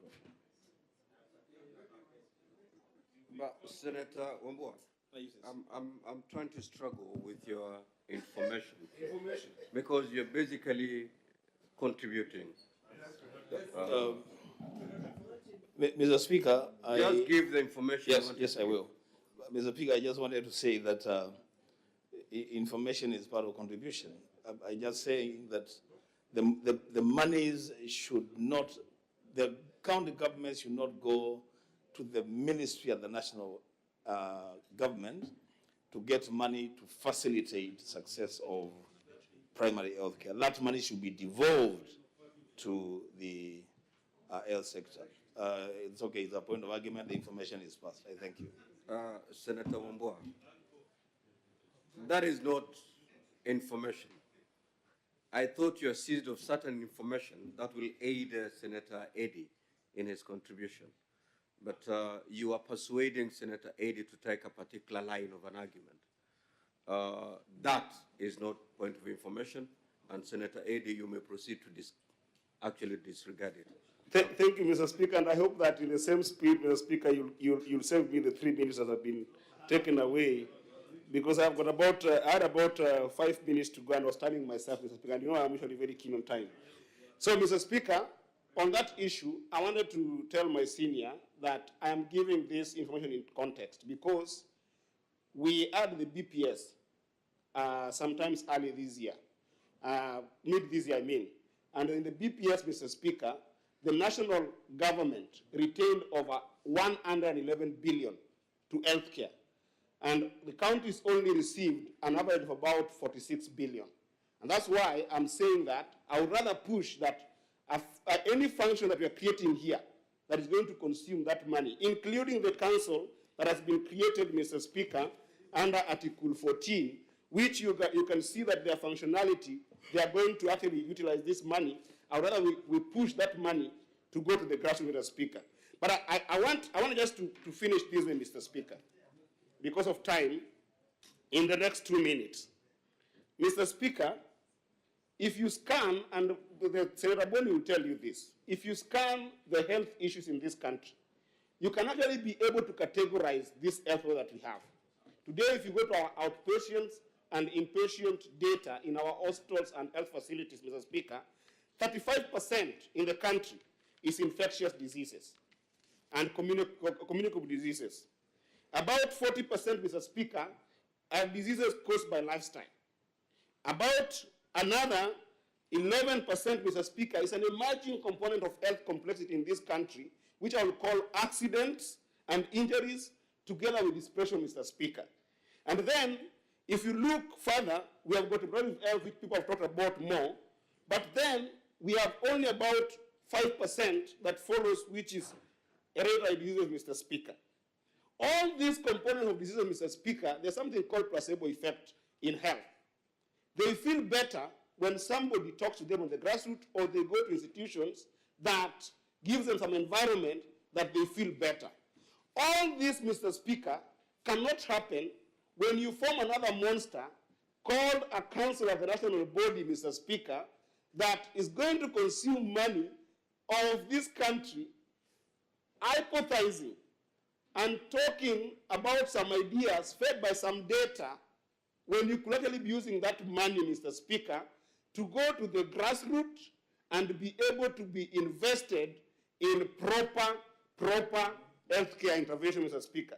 And that's why, for me, I wanted to invite members as I finish, that let us keenly interact with Article 13 of this bill, the management element. And then let us interact keenly with Article 14, Mr. Speaker, and be able to adjust these two articles to ensure that they can be able to have the national government mainstream these functions into the counties by making sure that money goes back to governors and MCAs. Senator Wamatinga.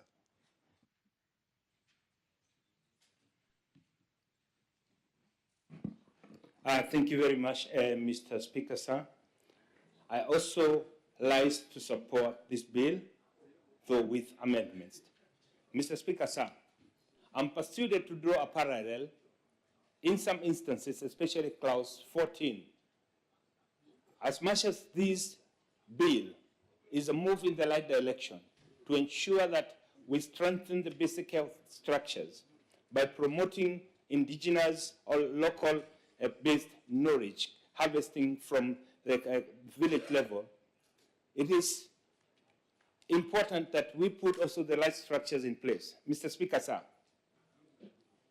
as we are trying to reform the agricultural sector, somebody came up with the idea of having agricultural food authority.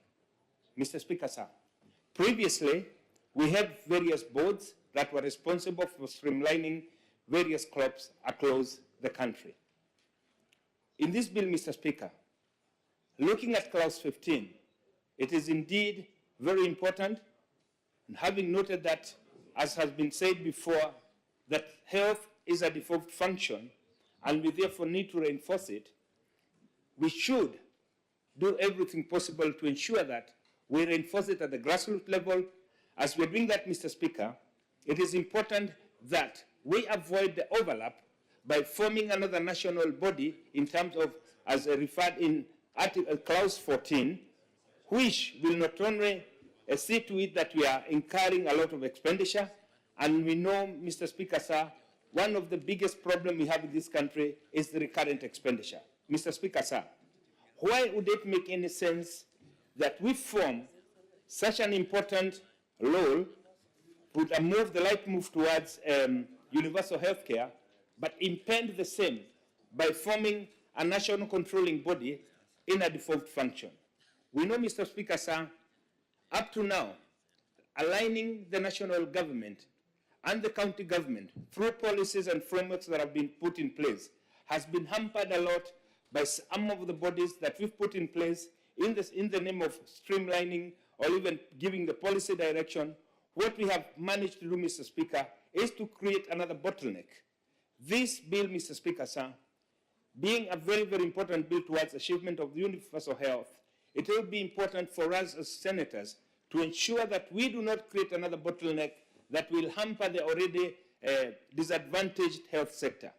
Leaving the money at the national government, making a body that will be oversighting primary health care, Mr. Speaker, sir, will not be doing this country any service, will be creating another bottleneck, will be creating another cost center, will be creating another institution that will be in loggerheads with the administration of the county. What we should be talking about, Mr. Speaker, sir, is reinforcing the county structures so that they can be able to define what and how they'll have to implement the policies. As much as they are formulated at the national level, they must get local interpretations. Mr. Speaker, sir, it is not lost to us that every county suffers a particular kind of ailment which is defined by the diets that are produced within that county. Mr. Speaker, sir, it is very, very important, and I would want to give an example here of my county, Nyeri, where most of the people there suffer from non-communicable diseases, diabetes, and hypertension. It will therefore be very, very important that we enforce and enforce policies that will specifically address these issues at the grassroots level. Having a national body to do that, Mr. Speaker, we will lose the very same magic that we would want to achieve of making sure that health services come closer to the people, because we'll create technocrats who will sit in their offices, draw allowances, draw a huge budget, but that money, Mr. Speaker, can well be used if it's devolved and given to the county governments and mechanisms created where it can be oversighted in an effective way, ensuring that Mwananchi who we want to give universal health gets county-specific, region-specific kind of measures that will address the ailments that affect that area. Mr. Speaker, sir, indeed I would want to commend the Committee on Health.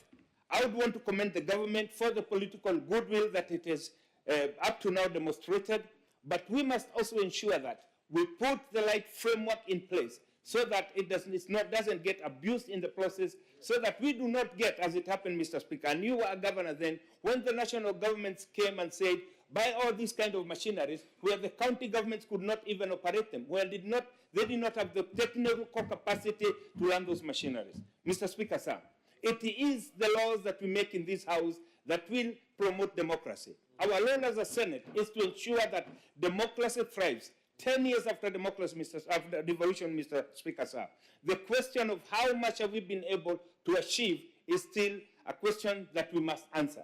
Mr. Speaker, sir, much of it can be blamed by the policy direction that have been directed from the Treasury, and they perceive that they'll implement them at the grassroots level. That has failed. Equally, we can draw a parallel with what the Western governments attempted to do with the structural adjustment programs when they came and decided that they have a prescription that was to be implemented across the board, and most of the African economies went to their knees. Mr. Speaker, sir, let us not repeat that mistake again. Having drawn the parallel between this bill and the Agricultural and Food Authority intention, we know today as it stands that one of the biggest impediments in the agricultural sector is this AFA. Mr. Speaker, sir, I would want even persuade the senators that we must look at AFA. Agriculture being a devolved function, we must ask ourselves, why do we need a national authority to control a function that is devolved? Why do we need directorates to sit in Nairobi to control cashew nuts that are produced at the coast, where they have no idea how the process goes about? Mr. Speaker, sir, it is important as we debate these bills, it is important we look at the mistakes that we've done in the past and intentionally make a deliberate effort to avoid those mistakes, and therefore I would want to advise us all, let's look at clause 14, because what clause 15 says, this is what we should be reinforcing. We should be reinforcing the mechanisms at the county government level to collect, to manage, and most importantly, to prioritize what they think is best for their people. Mr. Speaker, as I conclude, we as a Senate, we have and we must ensure that devolution succeeds. And the only way to ensure that devolution succeeds is to ensure that resources must follow functions. It cannot be, Mr. Speaker, sir, that we are standing here today talking about a health function that is devolved, and at the same time saying that we are going to create a national body that will be governing or guiding the policy. Mr. Speaker, sir, we will be missing the point. I therefore support with amendment. Thank you, Mr. Speaker. Senator Osotsi.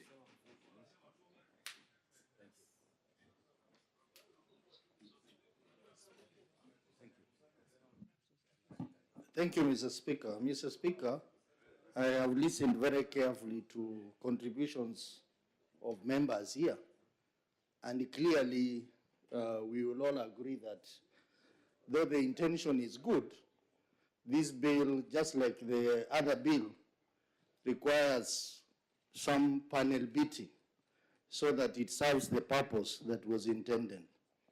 Mr. Speaker, I have a few concerns about this bill, which I hope that we are going to have an opportunity to make amendments to it so that we get the right product out of this. Mr. Speaker, you are aware that in our counties, we have persons called the community health volunteers. They are already there, and they're doing a fantastic job. And a lot of us, when we were campaigning, we said that we will come in the Senate and ensure that this particular group of people, their rights and their conditions of work are improved. Speaker, I'm concerned because this bill, by reading it, you get the impression that it is going to overhaul the structures that we have for community health volunteers, because it has cleverly replaced the community health volunteers with people called community health promoters. And Mr. Speaker, I know the wording is the same, but if you look at how they are going to be recruited, it's different. It implies that basically the process is going to restart. Because if you read the definition of community health promoter, Mr. Speaker, this is what it says. Community health promoter means a member of the community who is selected by residents and appointed by the county and is trained to provide community health services as defined to defined household. Mr. Speaker, it means that this process is going to start afresh. And when they say selected by residents, Mr. Speaker, this is ambiguous. We need to know who is going to select these people, and this selection, what is it? Is it an election? And if it is an election, Mr. Speaker, then we are likely to enter into serious problems because we are going to politicize health, primary health care in our communities.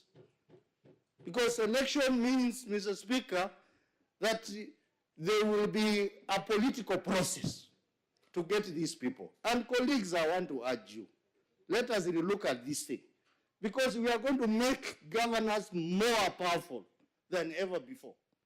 We are going to facilitate governors to have formidable structures up to the household level. So this particular arrangement is a problem.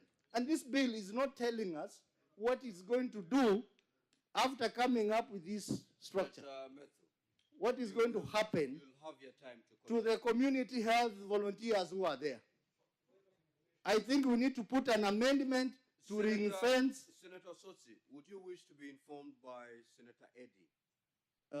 Eddie is a good friend of mine. I don't have any problem. Yeah. Senator Kinyo and Methu, please, the chair is in charge. Mr. Speaker, I wanted to inform my friend and chair of CPIC, Senator Sotsi, that actually the community health volunteers, in thousands of them, have been working for the last 10 years and they haven't been paid. And that is a source of crisis. And I do agree with you that this needs to be considered, because if you select new people and these volunteers who have been working in thousands of them for the last 10 years and they have not been paid, that's a crisis and is not honest and fair to those people as well. I just want to inform you that.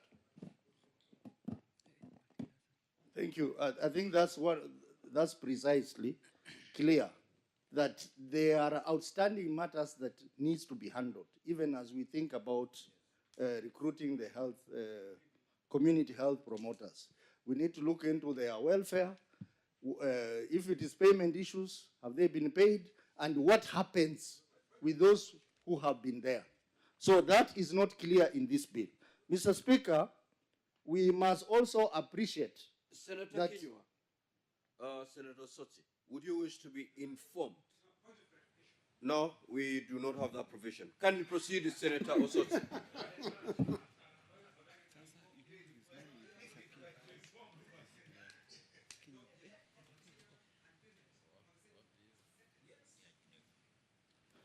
Mr. Speaker, Senator Kinyo is my good friend. Just proceed to conclude your But sometimes he can be a problem. So, Mr. Speaker, the other point is the issue of the council. Honorable Senators, the most important provision in law that makes us exist is Article 96 of the Constitution.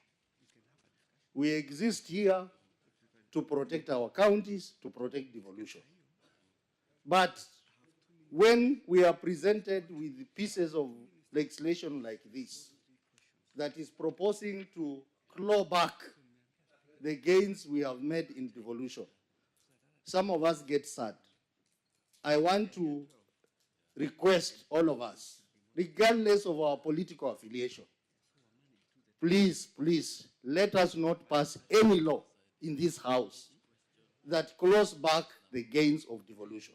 We cannot say that primary health care, which is a devolved function, is going now to be managed by people sitting in Nairobi calling themselves a council. If you look at the list of the people proposed to sit in that council, majority of them are people at the national level. There are very few people there at the county level. So I want to urge that we make an amendment, remove that provision of having some council up there appearing to be oversighting primary health care in the counties.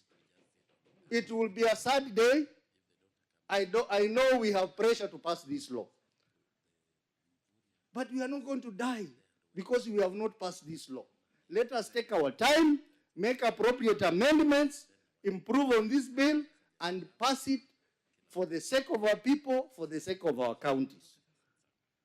Mr. Speaker, this bill, it is also against the data protection laws. And there is no clause in this bill that talks about data protection. A lot of data is going to be generated from this bill. And that data is going to be managed, organized, manipulated at the national level. And the bill does not talk about anything to do with data protection. So I will be proposing amendments to this bill to ensure that the data protection principles and guidelines and laws are complied with. Otherwise, we'll have a situation where data is going to be generated in the household and all that data someone somewhere in Nairobi is sitting on it, manipulating it for his own benefit. So, Mr. Speaker, I know there are so many things in this bill which are not right, and I know every member wants to contribute to this bill. I don't want to take a lot of time. I only want to say that the idea of having the bill is right. But this bill must be reinforced and beaten to ensure that it complies to the law and to ensure that we are not going to create monsters out of this bill. Monsters at the national level and monsters in our county. Mr. Speaker, I support. I would like the lovely lady senator from Kisii to inform me. Time is over. So there was... Honorable senators, there is one advice maybe I want to give as the chair. You know, often the senator is saying, let us amend. I would love to hear, I will propose amendments. Also, Senator say, I will propose amendment. Not let us amend, let us propose. No. Very good. I think that is the best way to argue and also to register it. The next is Senator William Cheptumo.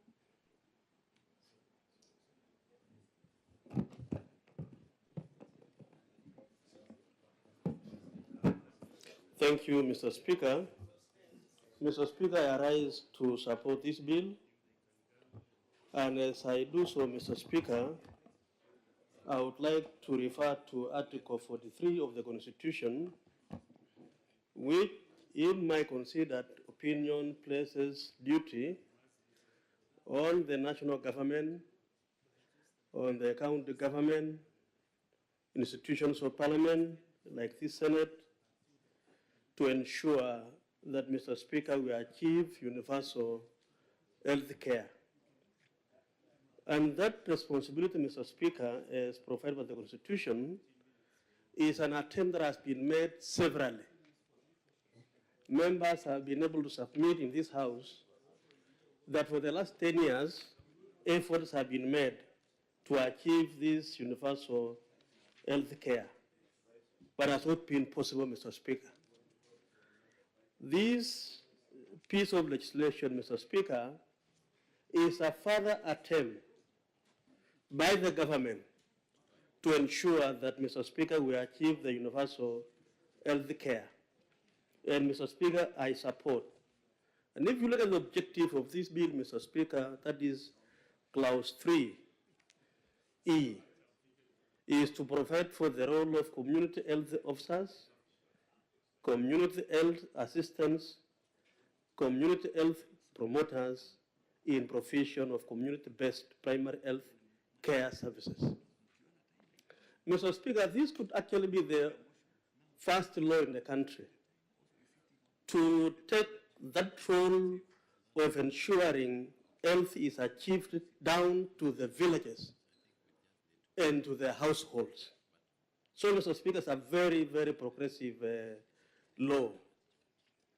Mr. Speaker, I want to agree with submissions by members because, Mr. Speaker, I've seen clause 13 and clause 14 of this bill has raised a lot of concern. And the argument here is that we are beginning to lose the gains of devolution. But, Mr. Speaker, we have the power, we have the opportunity today and tomorrow to ensure that we don't fail in that game. What do I say? Why do I say that, Mr. Speaker? Because if you look at the process of legislating, a bill is proposed by a promoter, in this case, the majority leader. Mr. Speaker, first reading is done. Then members will have a chance to read. And then the second reading, like done yesterday, is done. Again, members have a chance to read. And then we debate the way we are doing today. But the fundamental time, Mr. Speaker, that this House should take advantage and rise to the occasion is the third reading, where now proposed amendments by these members, by the members of this House, Mr. Speaker, will be taken. Mr. Speaker, I want to propose that we don't lament as a House. We take advantage of our powers under the standing orders, under the Constitution, and be able to amend this law in a manner, Mr. Speaker, that finally it will serve the purpose of strengthening devolution in the health sector. And so I want to agree with members that we have the opportunity and we have that position to be able to amend this Constitution. So, this bill. Mr. Speaker, therefore, the provisions of clause, and I want to inform members that we don't have articles in our bill. We have clauses. And we have sections in our law, in an act of parliament. Maybe it's something to understand so that you don't talk over. Senator William Cheptumo, who are you informing? I'm informing the House, Mr. Speaker.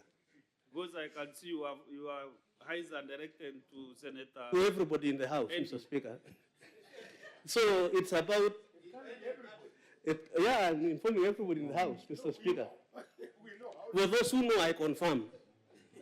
Mr. Speaker, so I really proceed and say it is important to do that, Mr. Speaker. Mr. Speaker, let me refer to clause 9 of this bill. And Mr. Speaker, clause 9 talks about the recruitment of the community health promoters, which, Mr. Speaker, the same people referred to by Honorable Sosti. These are the currently called community health volunteers. But in this bill, they will now be referred to as community health promoters. But he has also raised a very critical point. How shall we ensure that the current community health volunteers will also be retained as promoters under this particular law? So it is really a good point, Mr. Speaker. So it says, community health promoters shall be selected by the community through a public participation forum. Again, back to what Munkatana said. What is the nature of this public participation, Mr. Speaker? Remember, me and you in the last parliament, we were trying to pass a law on public participation. Up to today, Mr. Speaker, there is no single statute in the country that guides the process of public participation. Honorable Wamalwa in that 12th parliament tried, and my committee then, Taylor, we tried our best, but we adjourned before we passed that law. So who is going to guide? What's going to guide the process of public participation? And I think Munkata's argument here is really important, Mr. Speaker, and therefore there is need therefore to define the context of the public participation in clause 9, and it therefore say forum and appointed by the county government. But Mr. Speaker, if you go to F of that particular clause, one of the requirements or qualification is that promoter is literate and can read and write in at least one of the national languages. And Mr. Speaker, my problem is the use of the word or, the local language. Mr. Speaker, I would have preferred to say and. But when you say or, it means you may not know how to read in English, in Kiswahili, but you can actually do it in your language. Mr. Speaker, the document that we are going to have to educate those members of the public, trying to prevent those situations they face, will be in English. So, Mr. Speaker, I think that is a section that I will be able, as you directed, be able to propose an amendment.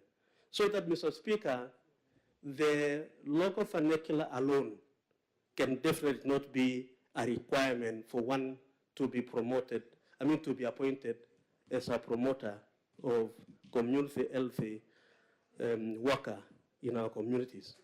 Mr. Speaker, I want to conclude by saying that what we think is not proper, we have the powers, the opportunity to amend.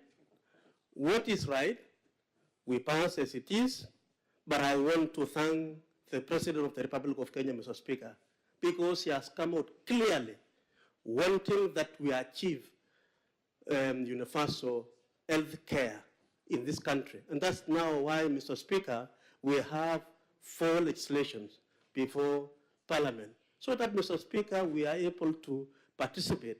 And Senate, Mr. Speaker, has the best opportunity.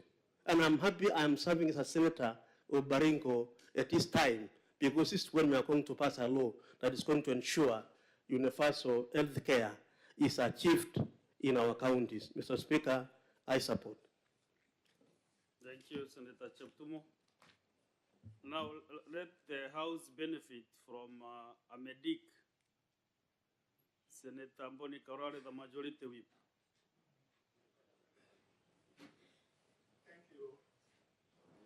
Thank you, Mr. Speaker. Mr. Speaker, the Constitution of Kenya 2010, in the 4th schedule, divides that schedule into 2 parts. Part 1, assigning functions to the national government, and Part 2, to the county governments. Mr. Speaker, because of the provisions in Clause 13 and Clause 14, we might like it, we might hate it. My witness is here, Justice Mathayo, a lawyer. My witness is here, Mungatana, a lawyer. My witness is here, Veronica Maina, a lawyer. My witness is here, Cheptumo, a lawyer. This thing will be challenged in court, and it will be found to be unconstitutional because of 13 and 14 clauses. End of story. And you know, Speaker, I like it when you acknowledge that I'm a doctor, when you introduce me. There is something called intellectual honesty. Mr. Speaker, because I'm speaking to colleagues, let us not joke with the principle of intellectual honesty.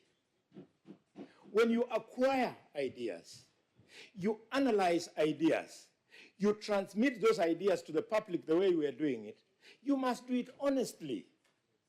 And honestly speaking, 13 and 14 are against the provisions of the Constitution of Kenya. Mr. Speaker, when somebody tries to remove the wind from my windpipe, thinking that we are not practicing medicine because we are in this place, it reminds me the story of a child in the US sitting in a science class, was asked, what is the meaning of E is equal to MC squared? This boy had listened to a song by Mariah Carey, and Mariah Carey, a pop singer, had called her song E is equal to MC squared. So the boy, an intellectual boy, an intelligent boy, said it is Mariah Carey's song. No, that is the theory that revolutionized science, revolutionized life by Albert Einstein. And many people, including colleagues of Albert Einstein, used to belittle him because he was an ordinary man who used to ride a bike. Colleagues, let us agree, even with some members of the opposition, who think that we should give this debate the time it requires so that we make a law that will not be embarrassed when people proceed to court. Mr. Speaker, having appealed, let me just take my colleagues to clause 9. In clause 9.2, you are trying to explain the qualifications of a community health promoter.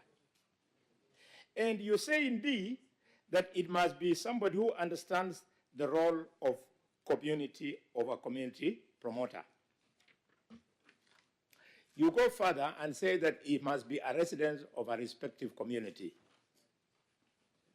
Mr. Speaker, may I appeal to members that all these things are irrelevant if we were looking for promoting health. The person we should be looking, the most paramount qualification is that they must have medical knowledge. Medical knowledge.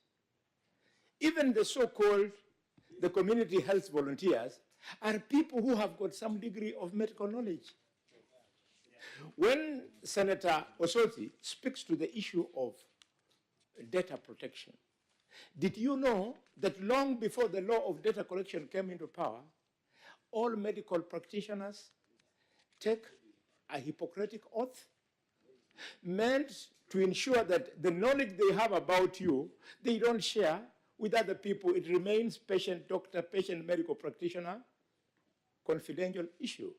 So here you are in clause 9, you're opening it up, you appoint a quack from nowhere, and the quack starts saying that, in fact, Osoti came to me yesterday, he was having gonorrhea. Yes, the quack will say it. But I'm telling you.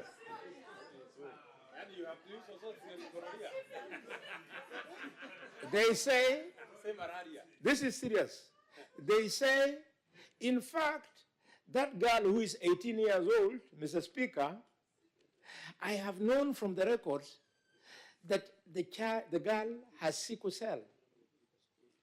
The moment you tell them the girl has a sickle cell, intelligent parents will Google, that girl will be denied an opportunity to marry in that family because she's a carrier of a deadly illness that makes it impossible for people to have a normal family. This bill, I agree with the leader of the majority, is important, we must pass it, but not in so much hurry. I mean, we're supposed to be informed by the report of the Health Committee. It was tabled here minutes before the motion was, before the bill was. So who has read it? Members of the committee chair, the fact that you have brought here a bill that has got 13 and 14 means that you are not properly seized of this particular bill. And let us stop and not be arrogant because we are many on the government side. We can pass it. The thing is, when the time of reckoning comes, what will befall this House is what befell the National Assembly when, a few years ago, they arrogantly used the numbers they were having to pass the infamous the miscellaneous Security Amendments Bill, which was declared unconstitutional. We are supposed to be a house of reflection. So when a small practitioner then goes to court and renders all of us, 68 of us, I mean 68 because the Speaker is part of it, 68 of us as being people who cannot reflect on issues, then I'm afraid it doesn't reflect on the principle of intellectual honesty. Mr. Speaker, in Article 10, the functions of the community promoters are defined, and I've marked them A, C, F, and J, and G, and L. Madam Speaker, Mr. Speaker, sir, if we joke around, we are handing a very critical role into the hands of people who will promote something we call in science quackism, quacks. They'll just be quacks, taking care of our children. This guy is going to become so authoritative Your child has an asthmatic attack. You take to him, and he tells you, go home, your child will be all right. The child has got a small sore throat. And the child has got an asthmatic attack. And you go home innocently because this guy is very recognized now by this law, and the child dies. It's time legislation accommodated professionalism. Where we need lawyers, populated with lawyers. Where you need human resource professionals, do the same. Where you need people like us, accommodate them. That's the only way we will make this society of ours all inclusive. Having said that, yesterday I spoke to the other bill, and I said that I wanted to make amendments. But overnight I thought about it, colleagues. The majority whip, and this is a bill by a majority leader. Why would I be amending that bill? I think it doesn't look good. Something is missing. Should have team spirit.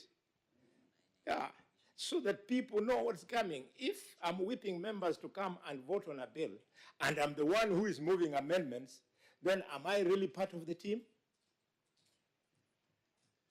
We don't want to be humiliated. Let consultations be done so that we can do our job, and when we get paid at the end of the month, my children eat that money knowing that their father sweated for it. I appeal to this House. There is something called impunity. Impunity, I'm not teaching anybody, but impunity is exempting somebody from punishment for an action that has got injurious consequences. Let us not introduce impunity in legislation. I support and I appeal, I request that we don't rush this process. Mr. Speaker, we ensure that this is done properly, it is done finely. And do you know why? I have been a medical officer of health for the current Machakos County, the current Kakamega County. And I know that the appetite might be in this drafting, people are eyeing global funds. Global funds tend to go for primary health promotion. Global funds for combating malaria, for combating HIV, for combating tuberculosis, go for primary care. So a joker in Nairobi wants this money to be controlled from Nairobi so that they do what they normally do. Let's give service to Kenya.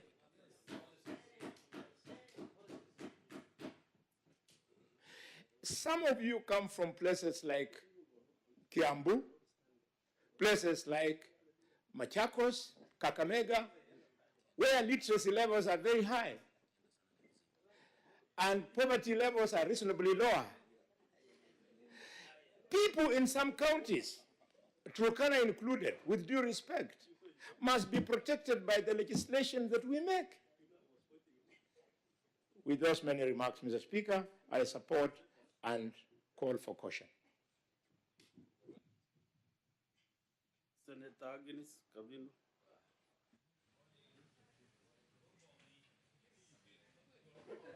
Thank you, Chair, for giving me this opportunity to be able to do my contribution to this bill. This bill is good, but Mr. Speaker, as many of us have said, for sure, universal health care is very important, especially for primary.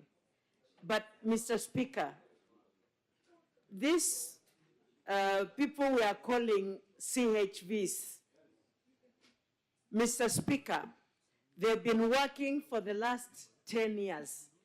When I came to the Senate 2021, I started fighting for them in Machakos because they had pending bills of 70,000 shillings each of the CHVs.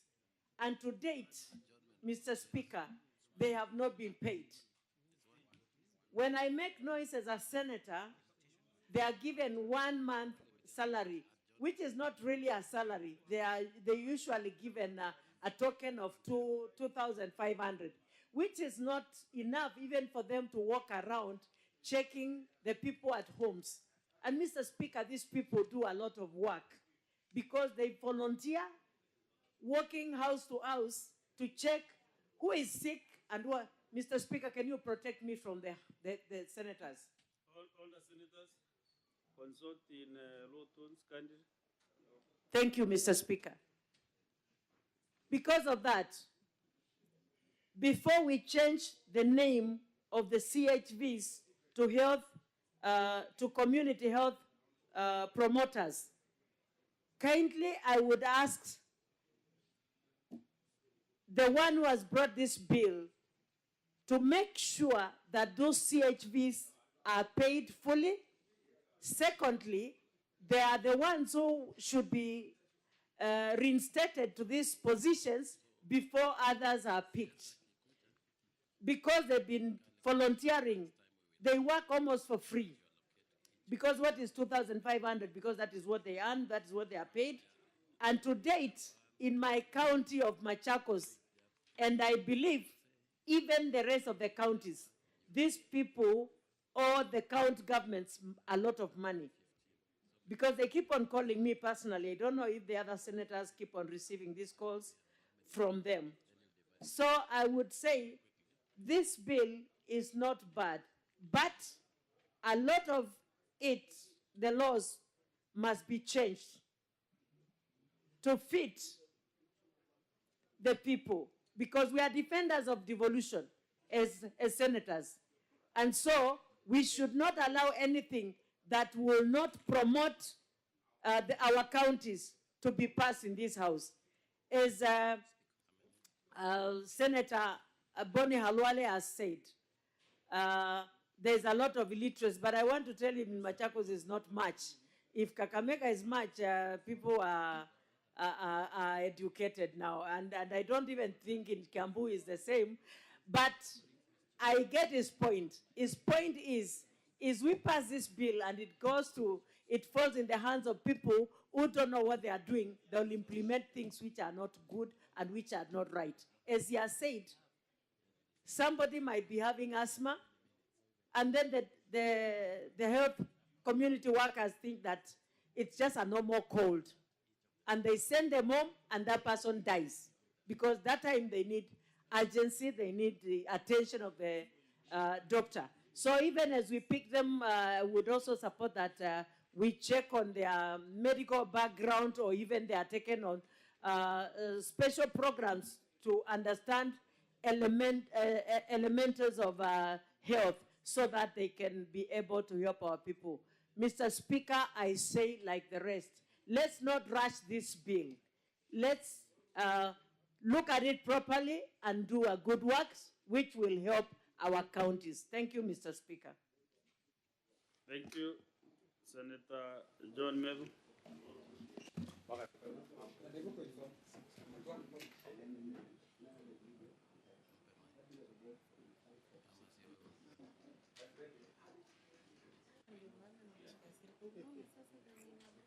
Look again.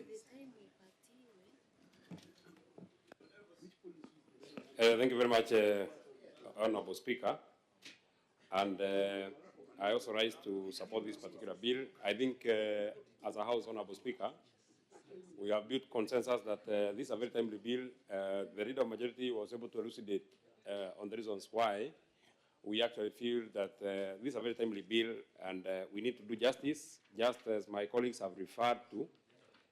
We have a responsibility as government, both the national government and the county government, to provide healthcare services to our people, as indicated in Article 43 of the Constitution of Kenya, that every person has a right to attain the highest standard of health, which includes the right to health care services, including reproductive health care.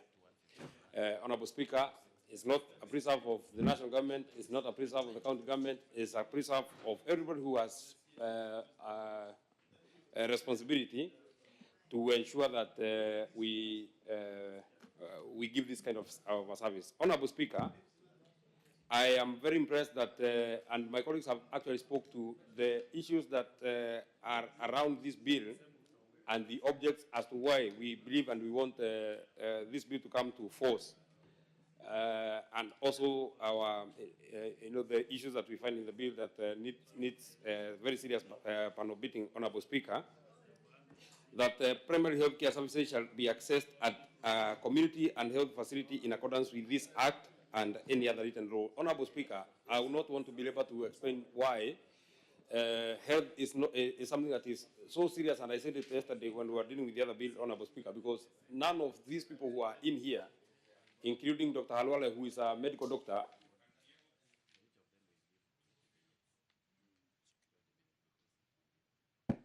can be able to provide healthcare services to himself, Honorable Speaker. We need to come together so that we can be able to devolve health to the lowest unit, Honorable Speaker. And I'm very, very impressed, Honorable Speaker, that from the objects of this bill, we want to push healthcare services even to the household level, Honorable Speaker.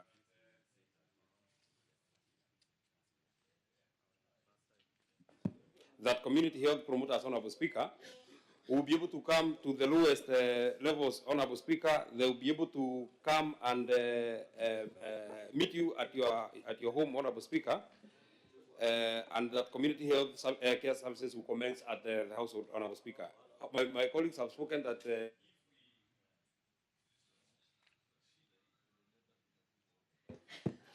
my colleagues have been able to mention that if we are able to, one, ensure that we have people diagnosed at the very lowest levels, Honorable Speaker, then we can be able to cut our, the amount of money that we spend on health services, Honorable Speaker, that not every person will be able to go to a health facility, or not every other person will be required to go all the way to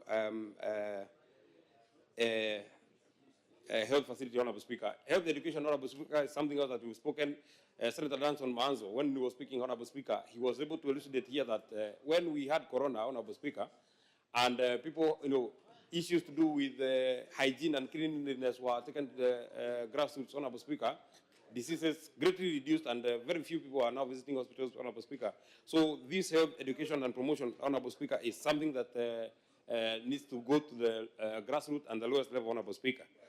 Issues to do with disease prevention and all these things that are required, are aimed at being done by these community health promoters are things that I actually support, Honorable Speaker. And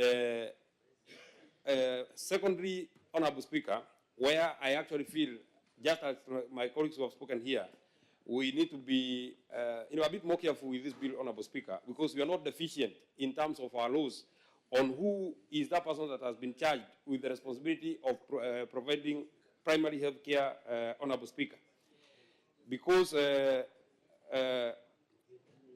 Honorable Speaker, if you go to the part 2 of the fourth schedule of the Constitution of Kenya, which you and myself swore to uphold, Honorable Speaker, county health services, including and in particular, promotion of health care, promotion of primary health care, Honorable Speaker, is a preserve of the county government, Honorable Speaker.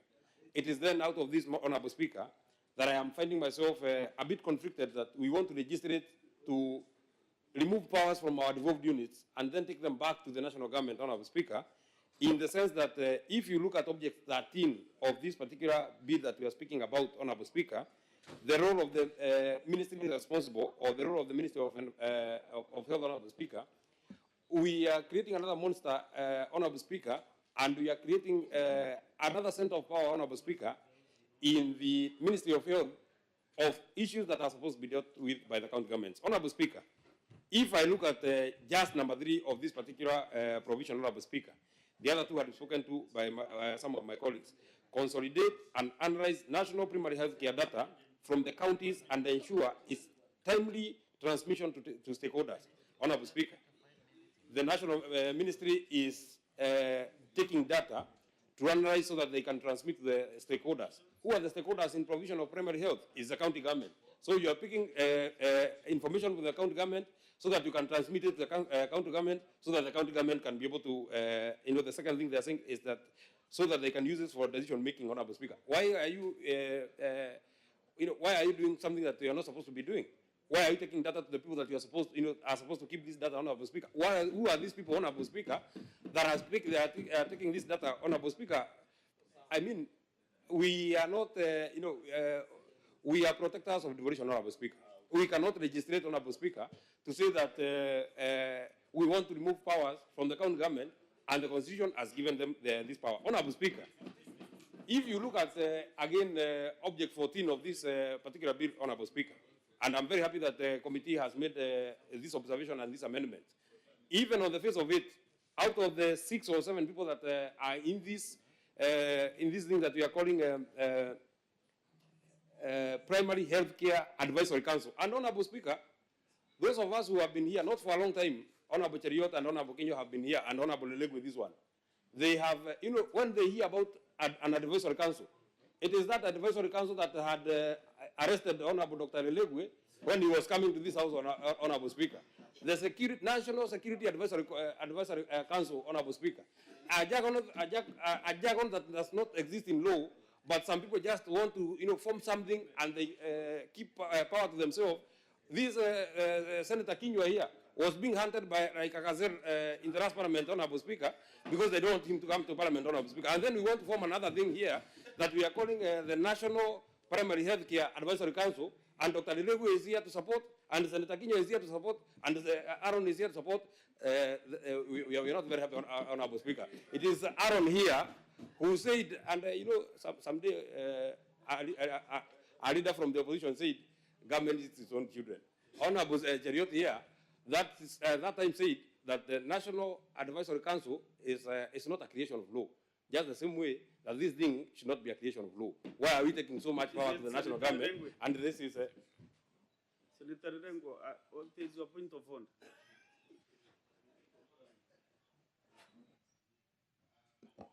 Honorable Speaker, sir, I rise on a point of order, standing order number 11, to limit debate.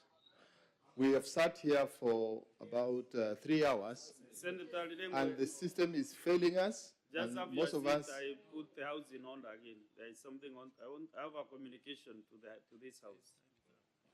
We are interrupting this debate for some purpose. Okay.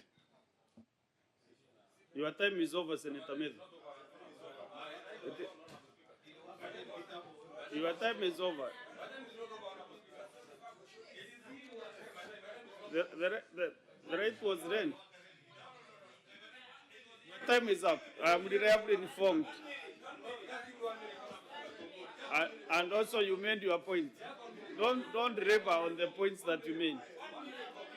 Order, the senators. Order. Senator Okech, you can't direct the chair. Senator Murango, order.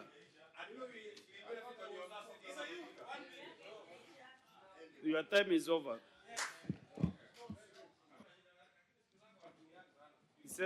Honorable Senators, as you are aware, today being a Wednesday, order Senator Murango. Senator Murango, order. Honorable Senators, today being a Wednesday, you are aware that one of our core responsibility is to invite CSs to appear before the Senate. And we have 2 CSs who are here, the CS Energy and the CS Brew Economy, Mining and Brew Economy. So we have actually 45 minutes, now 43 minutes to listen to them, to answer the questions asked by your colleague senators. So I'll ask, and we'll go on by this order. There are 2 questions for the Minister of Energy and Petroleum, 20 minutes. 20 minutes each. And then the last one by Senator Boni Kalwale, another 20 minutes. or less. So we are really constrained by time. So any subsidiary questions, any supplementary questions will be very limited and actually should be focused on the subject matter. Today we have no access of time to ask about issues or concerning Nyandarua, concerning Migori, concerning Kajiando. No, we are very strict to the subject matter. So, Sergeant at Arms, kindly invite the CS Energy.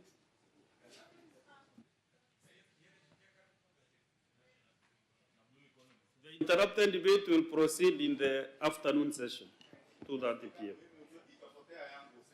Actually, I would request even the clerks to note those members who are in the queue. Yes. To be fair to them, honestly. And you start with the Senator Murango. And they have the list. They have the list, both sides. Kindly note that.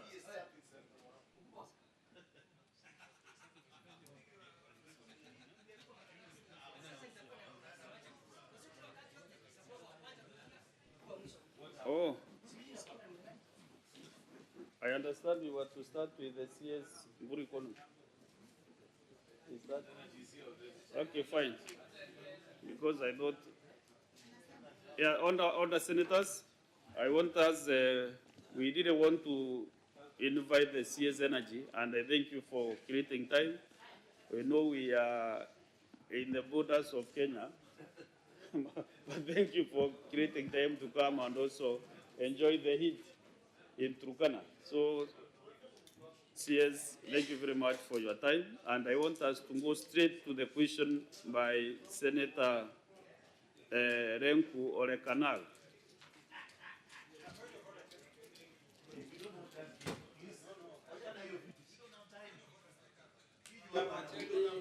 Thank you, Honorable Speaker. Senator Kenywa, order. Order.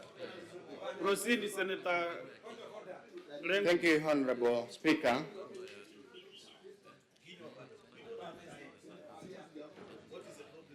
My question Senator Kenywa, approach the chair.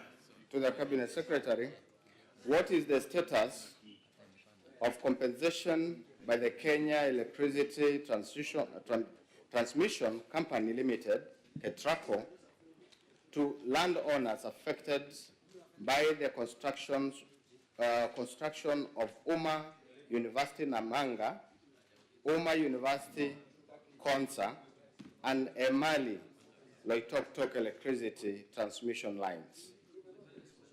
B, could the Cabinet Secretary state the measures put in place to ensure that Kajiado County benefit from her energy resources while indicating the status of explorations of gas, solar, wind, and geothermal energy in the county?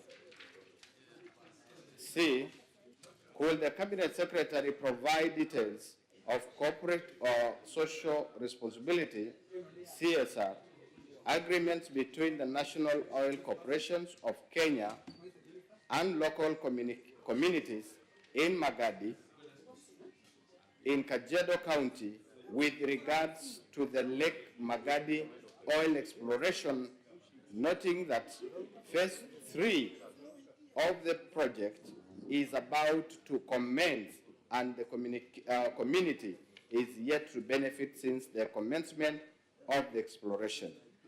D, what measures have been put in place to ensure the CSR agreements are implemented? Thank you, Honorable Speaker. Thank you, CS. You respond to the first question.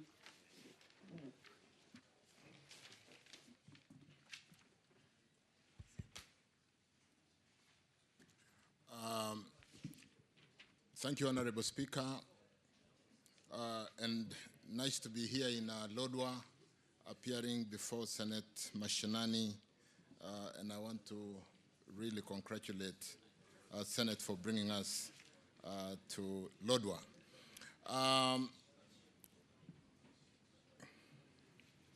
Chair, the question from Let me confirm. I just circulated my response, which is signed, and I want to confirm, Chair, that all the members have the written response, so that I can quickly, in a structured way, run it through. Speaker, do all the members have the written response signed? Yes, I want to agree with you because it has a lot of tables, so members could really benefit more if they could get this document, especially the owner of this question. Do you have this report, this document, Senator?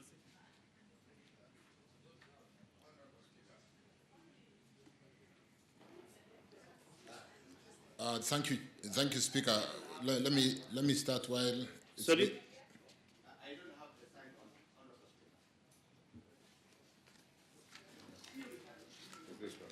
Not signed.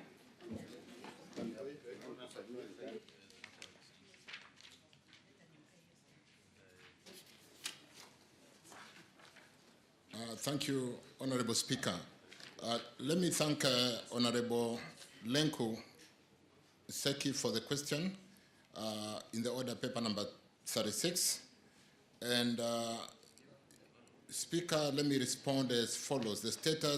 The question is the status of compensation by Kenya Electricity Transmission Company Limited to landowners affected by construction of Uma University Namanga, Uma University Konza, and Emali Loitoktok electricity lines. The current compensation status of the two lines, Speaker and honorable members, are as follows. Kenya, Tanzania, Isinya Namanga transmission line.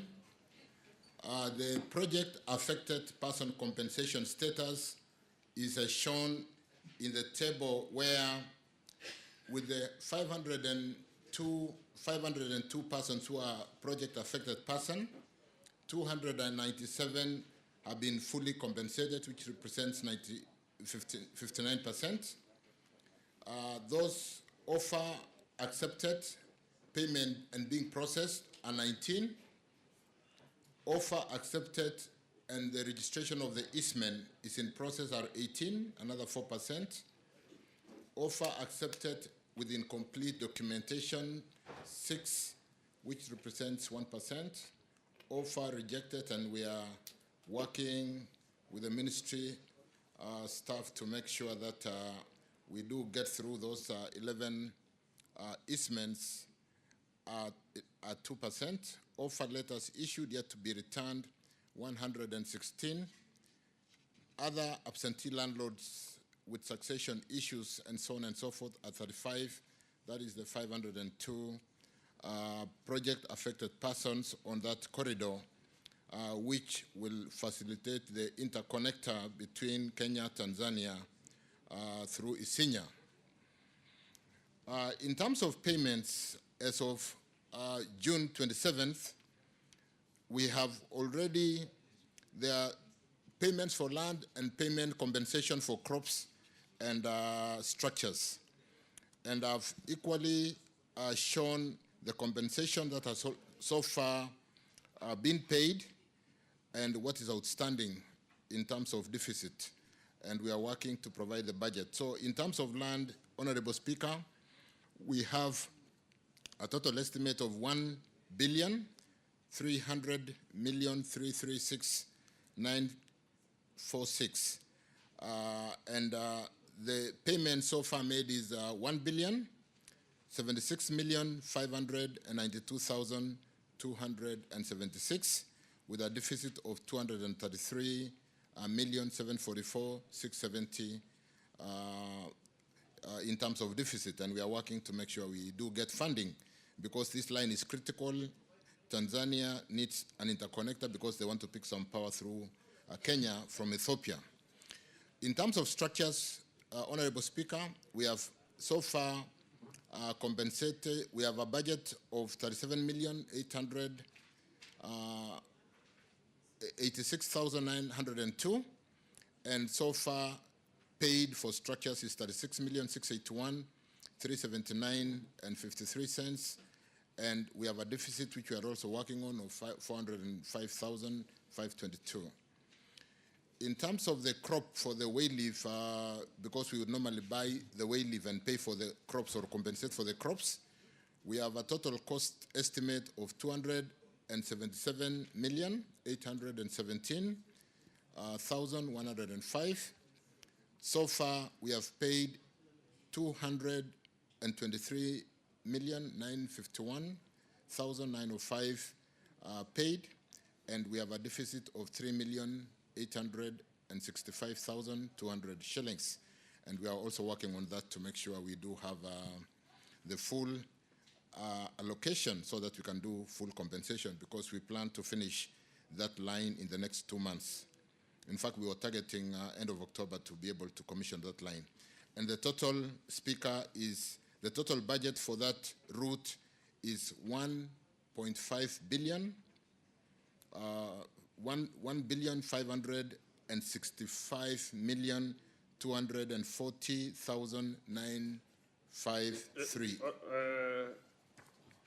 Bwana CS, I want to make your life a bit easy, because the honourable member and some of the members have this document. You can refer just to the table as it is, okay, instead of reading the figures. Thank you, Speaker. Minutes, yes. With respect to Sultan Hamoud, Murueshi, Loitoktok, 132 kV line, which is 105 kilometers, the status of the project affected persons compensation status is shown in that table as guided, Honorable Speaker. And the total number of project affected persons are 156. And so far, you will note that we have paid up 88 have been processed, which represent 56%. And that is the summary table, Honorable Speaker. Pending bills as at 27 June stands for land at 156 million as a budget, 375,243. We have so far paid 133,917, and there's a deficit of 22,458. And again, as guided chair, we have given a summary for the land, the structures, and the compensation for the crops on the way leaf, and the total budget is 302,594,705. That's the total budget, and so far paid is 176,359,766, and we have a deficit of 126,234,938 for Sultan Hamoud, Murueshi, Loitoktok, 132 kV line, which is 105 kilometers. For Isinya Konza, a transmission line, another high voltage transmission line, 400 kV, 40 kilometers. The project affected persons are 171. And you will also note that we are about 50% done, with 75 persons already fully paid. Those who have accepted the offer is 22, and the rest of the summary is as shown on that table, Honorable Speaker and Honorable Senator for Kajiado.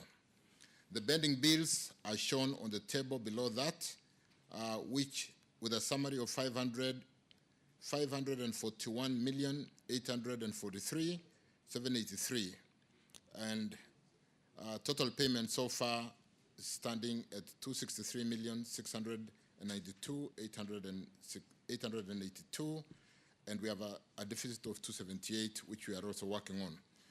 With respect, Honorable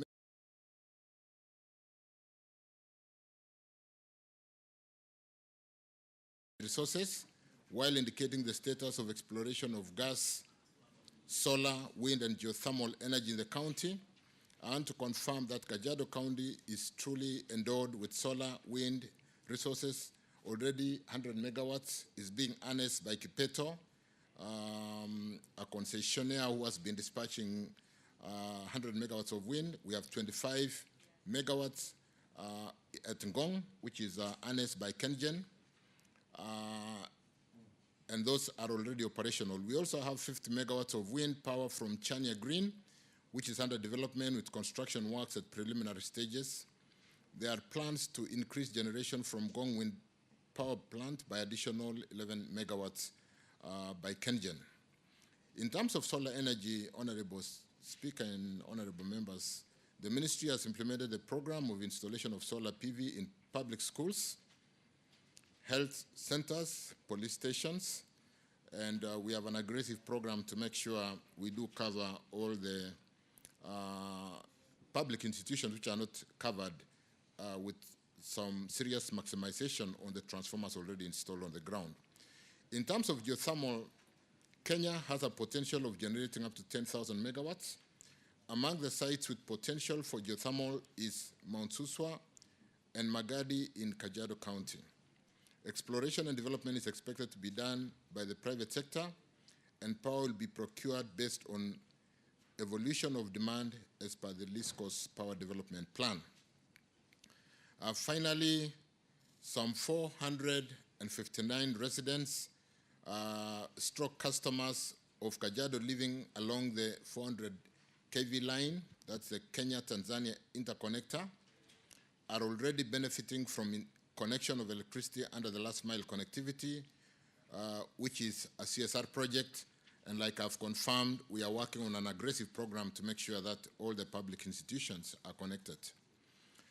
With respect to details of corporate social responsibility agreements between NOC, National Oil Corporation, and local communities in Magadi, Kajiado County with regard to the Lake Magadi oil exploration, noting that the honorable members talked to our going into phase 3 of the project, and what exactly are we doing? We have a block 14T, the one the honorable member is talking about, which is annexed by NOC. Honorable Speaker, members, in 2010, National Oil signed a production sharing contract with the government through the ministry to carry out exploration activities for hydrocarbons resources in Block 14T. The block is located in Kenya's Rift Valley geographical area and runs from the Lake Norton border with Tanzania to Lake Bogoria to the north of Nakuru City, crossing over 4 counties of Kajiado, Narok, Nakuru, and Baringo. The total gazetted area that defines Block 14T under that production sharing contract is 17,400 kilometers square. The Magadi sub-basin is 7,280 kilometers, which is approximately 41% of the block. The remaining 59%, especially at the center of the block north of Suswa and south of Nakuru City, is confirmed to be under geothermal resources that are associated with regions of low or no hydrocarbon prospectivity. A number of exploration projects have been carried out in the block by National Oil Corporation, in-house and in partnership with some Japanese company called Jokmek. A majority of production sharing contract exploration activities have focused on Magadi region owing to the information that NOC has kept updating from subsequent technical programs since the PSC was signed. As the operator in this block 14T, NOC recognizes the host community as one of the primary stakeholders whose well-being is key to success of the exploration activities in the region. And in recognition that the best way to ensure future employability, decent life, and reduce inequality is through investment in quality and equitable education at all levels. It is worth noting, honorable members, that Kajiado people are largely pastoralists. In addition to cattle racing, the people of Magadi have also ventured into agricultural activities. It is through this consideration, among others, that NOC therefore prioritize facilities and support to the community through various projects as indicated in the table, which I've enumerated what we are doing in education, which include purchasing of some desks. Okay, sorry for interrupting you severally, but I want to agree that Senator Seki has this table. Kindly go through it and check whether you are comfortable with the projects. And give some guidance because so that you can save on time. Because if the CS will take us through this table, then that may take us more than 2 hours on that one question. So therefore, Senator Seki, just check on these facilities and the CSR and check whether you agree with them so that you can ask your supplementary question. But you can just make the conclusion. Thank you for that guide again, yes. Honorable Chair, Speaker. On D, the question was on measures that have been put in place to ensure that the CSR agreements are implemented. And I want to confirm that NAC, fully aware of its responsibility towards its stakeholders, has put in place measures to ensure completion of projects initiated. The onboarding of the contractor by NOC to carry out the CSR activities is guided by Public Procurement and Assets Disposal Act. The CSR agreement with local group ranch community leadership is implemented within the production sharing contract period. This has resulted in high number of CSR activities National Oil has managed to undertake, as detailed in that table that Mheshimiwa Seki is scrutinizing, and of course the honorable members. As exploration activities move to the next phase, additional CSR agreements will be made as per the arrangements, and I want to confirm, Mheshimiwa Seki, that as we go to this third phase, we will work with the communities to identify the projects and programs that we will undertake together going forward. Thank you, Honorable Speaker. Thank you. Thank you. Senator Seki, I know you are really constrained to go through this report or the response because you have just received this document. Maybe in future, maybe we will request that the response should become early enough because we could have made a lot of progress with the down of the question. So, Senator Seki, are you at a position to give a supplementary question now?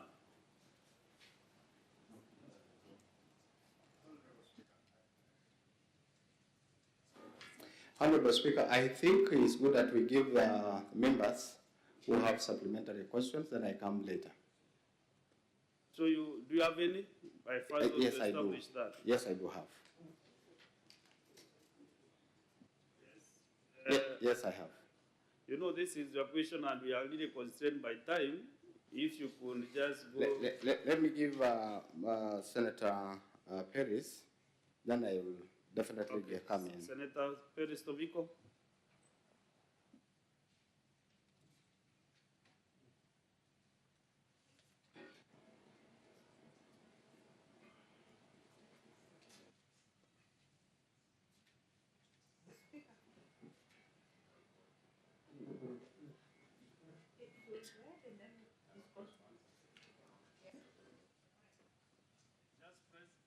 And wait.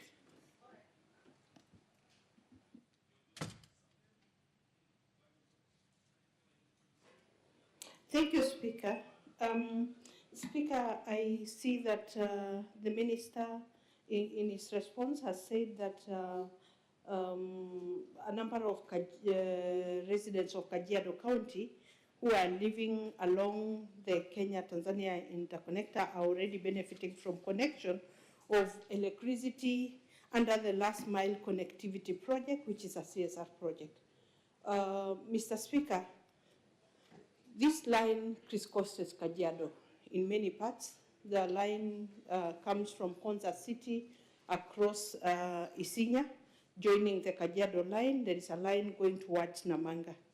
But, Mr. Speaker, I would request the Minister to get the facts on the ground because, Mr. Speaker, this line, the entire project has been in trouble with the community because the community sees a huge government project that they have not benefited. In fact, those along the grid still were told to get their power from rural electrification as CSR.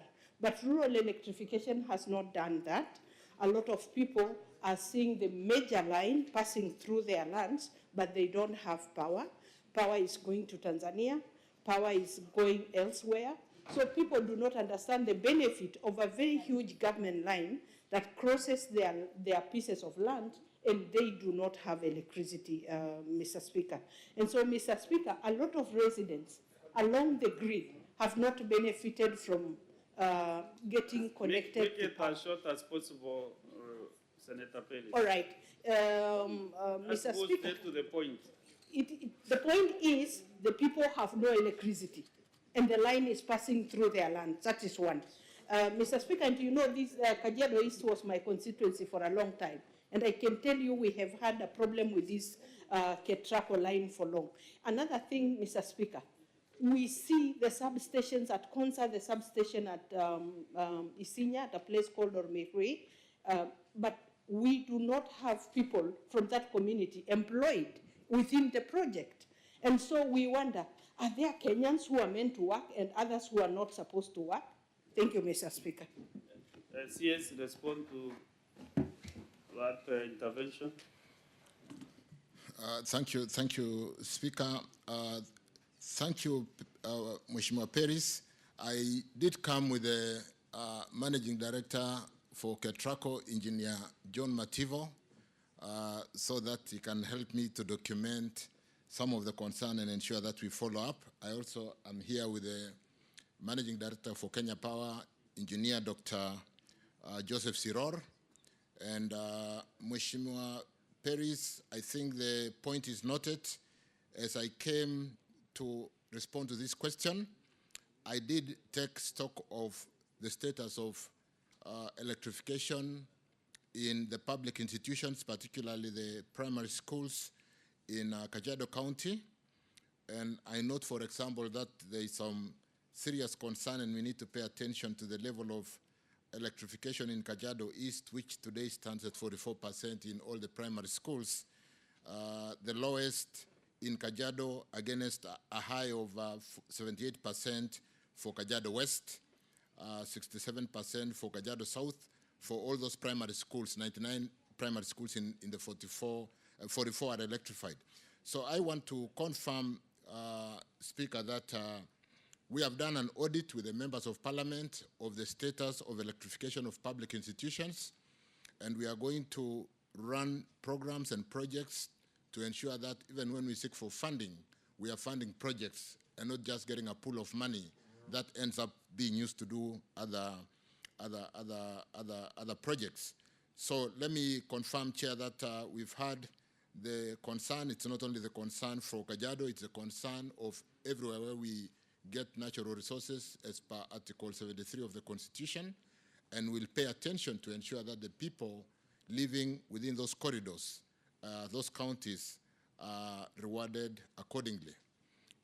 In terms of employment, I did say I've come with Dr. Engineer Mativo, and we will pay attention to that concern. Thank you, Speaker. Thank you. Senator Seki.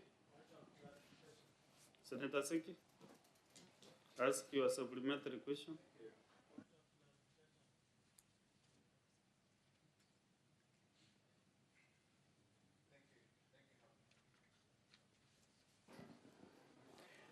Thank you, Honorable Speaker. Thank you, Waziri. Let me take, let me ask that the issue raised by Paris, and I think the Minister has, the Cabinet Secretary has answered, is the issue of CSR, where it was an agreement that the community where these lines go through must get power through rural electrification, REREC. But entirely, the public schools and homesteads within that area entirely have nothing. They have no electricity in those areas. If you look at the line that is going from Sultan Hamud to Loitoktok, it is just the line that is going through. No power in those homesteads. And there is no arrangement on that.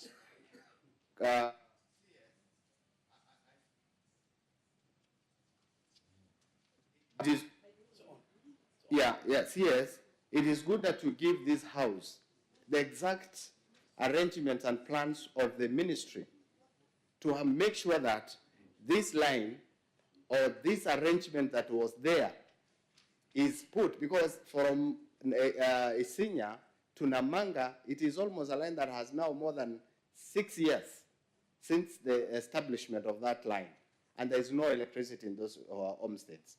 And when you go to Kajiado Central, we have a very huge deficit of electricity in that Kajiado Central, particularly on the 2-3 wards, that is Matapato North and Matapato South. And you have the line that is going to Tanzania, and our people have no electricity.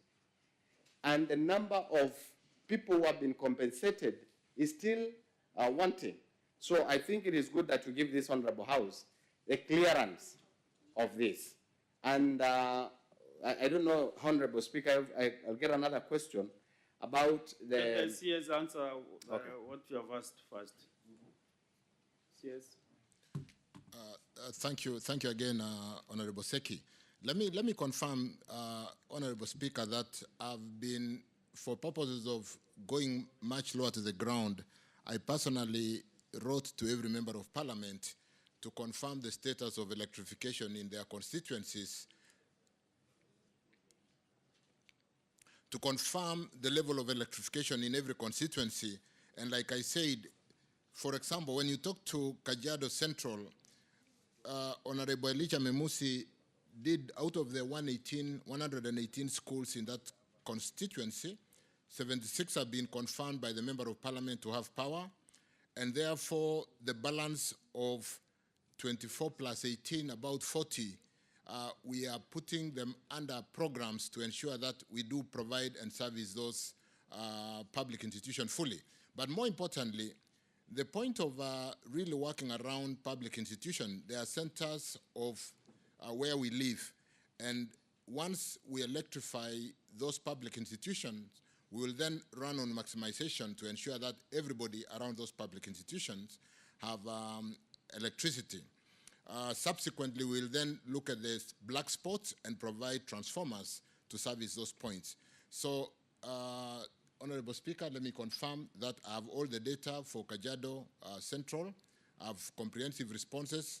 We can, out of session, spend time with the leadership to see the programs that will be running to make sure that everybody is really brought up to where the rest of the country is in terms of electrifications of public institutions, and more importantly, maximization to ensure that the people do get power. But more importantly, in respect to the question asked by the Mheshimiwa, and which I did raise, we have challenges really going through those corridors. When I did answer the question, we have landowners who have not given us easement to date to be able to, and therefore we really need to work with the communities, ensure that they benefit, particularly in those corridors, so that we can work together and expedite the development of this country. Because, like you said, a program which runs for 6 years, when it is supposed to be finished in 3 years, does cost the economy so much losses, because we would have done development by ensuring that this line is finished and we are able to transfer power from Kenya, Ethiopia to Tanzania and vice versa, so that when we have challenges of blackouts like we recently had, we should be able to support one another in power trade with our neighboring countries. So we will pay attention. I said again, I'm here with Dr. Mativo to Isinya Namanga route, Sultan Hamud Loitoktok. Those projects are supposed to be finished by April next year, and therefore you'll see us working on accelerated programs to ensure that we cover the residents living along these corridors. But the point has been noted. Thank you, Speaker. So, to be very sincere, there are so many members who have supplementary questions, I'm aware. But I will give guidance that because of the situation that we are in, on one CS, maybe you'll find some time and appear before the Senate committee so that these members, electricity issues are everywhere, in every county, as you are aware. So every senator has a supplementary question. So I'll give guidance that maybe we pend some of them, and then through the office of the clerk to get the CS sometime when we get back to Nairobi to appear before the committee so that the members can be able to discuss all those issues.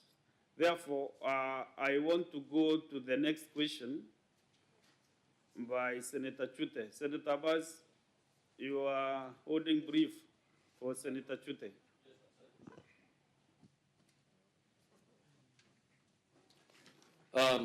Honorable Speaker, I think I'm standing for my neighbor senator for Marsabit, Senator Mohammed Said Sute. And I want to commend the CS for coming all the way. That shows how committed and serious he is actually in this business. And I want to thank him for that. If I may go to the question, Senator Chute is asking the Cabinet Secretary, what is the current number of electricity transmission lines linking the Yongalani town to Suswa town? B, could the Cabinet Secretary provide an update on the progress of repair works on the weak transmission line originating from Lake Turkana wind power, and also indicate the timelines for its completion? C, could the Cabinet Secretary provide the clarification on the penalty imposed on the government by Lake Turkana wind power due to the construction delay of the power line, detailing the penalty amount and the average monthly payment made by the government in relation to this project? D, what action has the Ministry taken to address the issue involving the purchase of power fluctuation stabilizer machine by Lake Turkana wind power at a significant inflated price? Those are the questions, Honorable Senator, Honorable Minister Waziri, and I can see your response. I think this is now for the public domain. Thank you. CS, and just be brief and to the point, so that I can see your response here, but go straight to the point. Thank you, Honorable Speaker. Thank you, Senator Abbas, on behalf of Senator Mohammed Said Chute. The current number of electricity transmission lines linking Loyangalani town to Suswa. Loyangalani-Suswa transmission line was constructed as a double circuit line. Thus, 2 transmission line links Loyangalani town to Suswa at 400 kVA.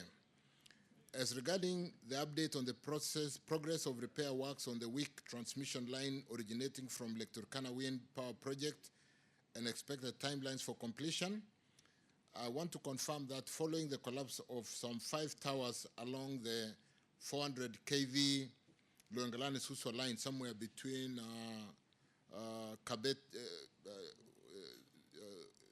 somewhere around, where was that again? Longonot and Kabet, and not Kabete, Longonot and Kejabe. I want to confirm that Ketraco has completed the bidding process. That was done just the other day on 19th. The company signed a contract with the EPC contractor. This is the contract is to be executed within a period of 12 months, and therefore we expect that challenge of those 5 towers to be corrected by October 2024, next year. On clarification on the penalty imposed on the government by Lake Turkana wind due to construction delay of the power line, detailing the penalty amount and average monthly payment made by the government in relation to this project, let me confirm that the power purchase agreement, pursuant to the power purchase agreement, it is important to note that Lake Turkana plant was ready by January 2017, but the transmission interconnector was delayed until September 2018 with a layoff of 482 days, as broken down in that paragraph. Honorable Speaker, in accordance with the terms of the PPA, the Power Purchase Agreement, and the Government of Kenya Letter of Support, issued in February 2013, Lake Turkana was entitled to GOK TI, that is a transmission interconnector, deemed generated energy payments for that period, the period of those days that I did indicate that the generation was ready and the line to evacuate the power was not ready. And following a series of meetings, Lake Turkana government, between Lake Turkana, the government of Kenya and KPLC. We reached an agreement that Lake Turkana agreed to write off some of the transmission interconnector delayed dim generation. We are also agreed amounting to 17.7 million. For the period May 2017 to May 2018, the GOK TI, that is a transmission interconnector delay, dim generation amounted to 127 million euros. Although Lake Turkana was entitled to 127, the government of Kenya could not pay the full amount and requested for a payment structure with Lake Turkana that was mutually beneficial. To record the above-mentioned agreement, the parties entered into the second variation agreement whereby Lake Turkana agreed to start date of GOK transmission interconnect delayed dim generation payment to be 15th May 2017 instead of January 2017. Yes, sorry. Let me put the house into and have a seat, kindly. Honourable members, according to Standing Order 34, the Speaker is allowed to extend the morning hours for a further 15 minutes. So, but we are in Turkana, all the way from Nairobi to Turkana. We came here so that we can entrench devolution. The senator for Turkana has an issue that he really would like to canvass with the CS concerning Turkana County. And it will be very, very unfair if we come all the way from Nairobi to Turkana and it does not get that opportunity to execute that issue. Therefore, I will do extraordinary measures today using Standing Order number 1 and extend this session up to 1:45 p.m. so that also we can give an opportunity to the other CS from Maritime and Blue Economy also to answer his question asked by Senator Mbone Karwali. He has also traveled on the way from Nairobi to Turkana, and it will be very fair if we dispense of all these matters. The business in the afternoon, we can transact up to midnight. We are not in any hurry, Honorable Majority Leader. So we are here to work anyway. Thank you. So, but CS, I will kindly request you, don't mind reading verbatim because Senator Chuta is also a well-oriented guy. So you'll be able to read all these issues. If there are issues that he might raise, because even he is not in this house, if the other issues you raise, you'll use the normal channels to reach you through the clerk so that he can be able to give his supplementary questions. So just go to now the actions the minister has taken in brief so that you can make progress.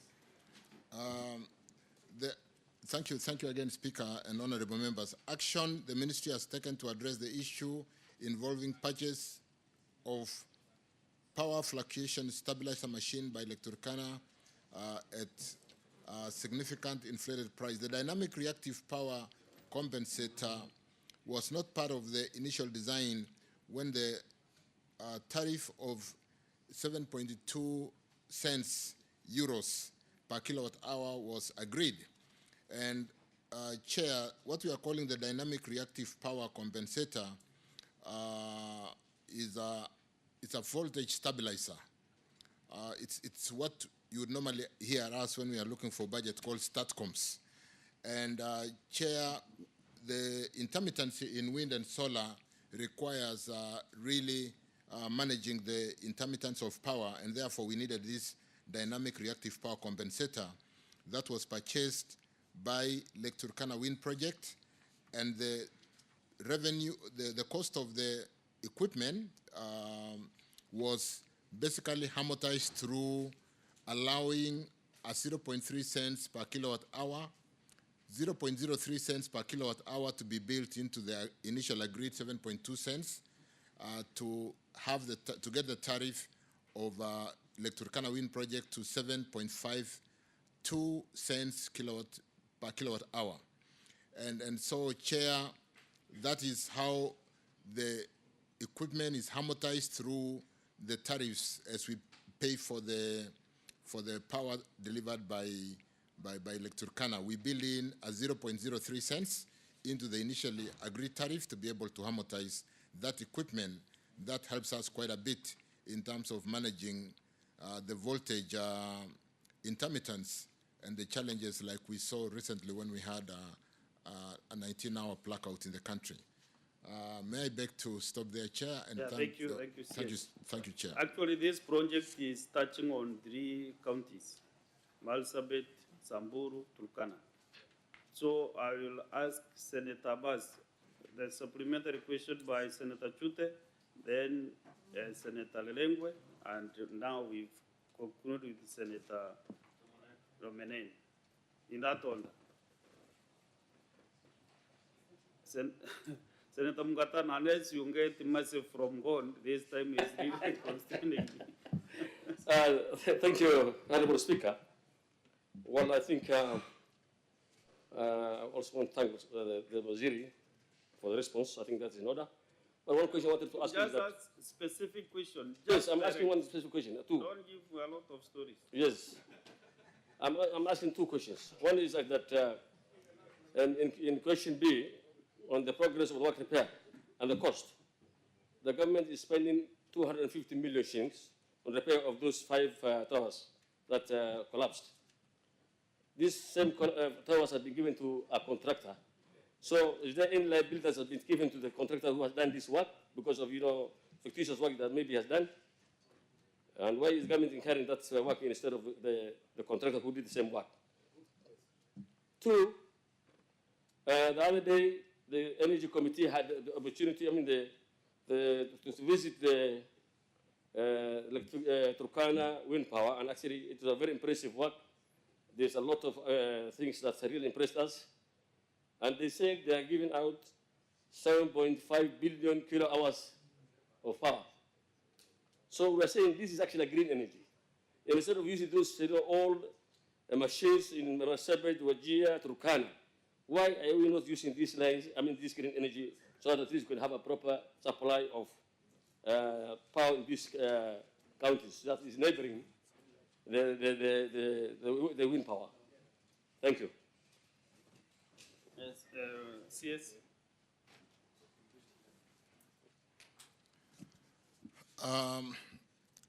Chair, the 5 towers which went down between Kejabe and Mount Longonot,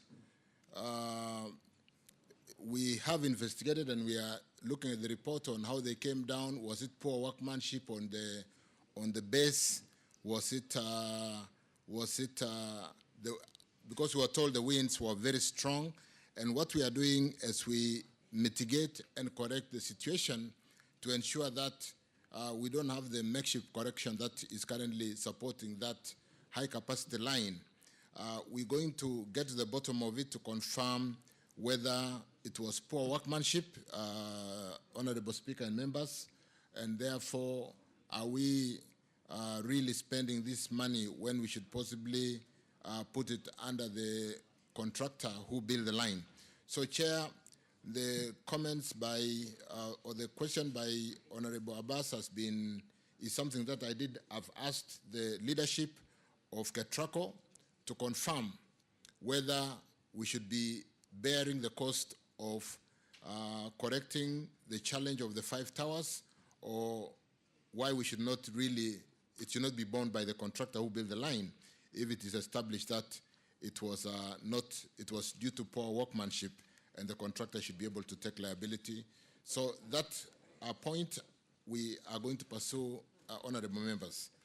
The second question, which I didn't get very clearly, Chair, because I was trying to read some notes. No, if you did not get maybe... Please. Just repeat. I'm saying that when we did the Committee of Energy visited the Turkana wind power, we saw a lot of things, beautiful things that have been done by the wind vanes.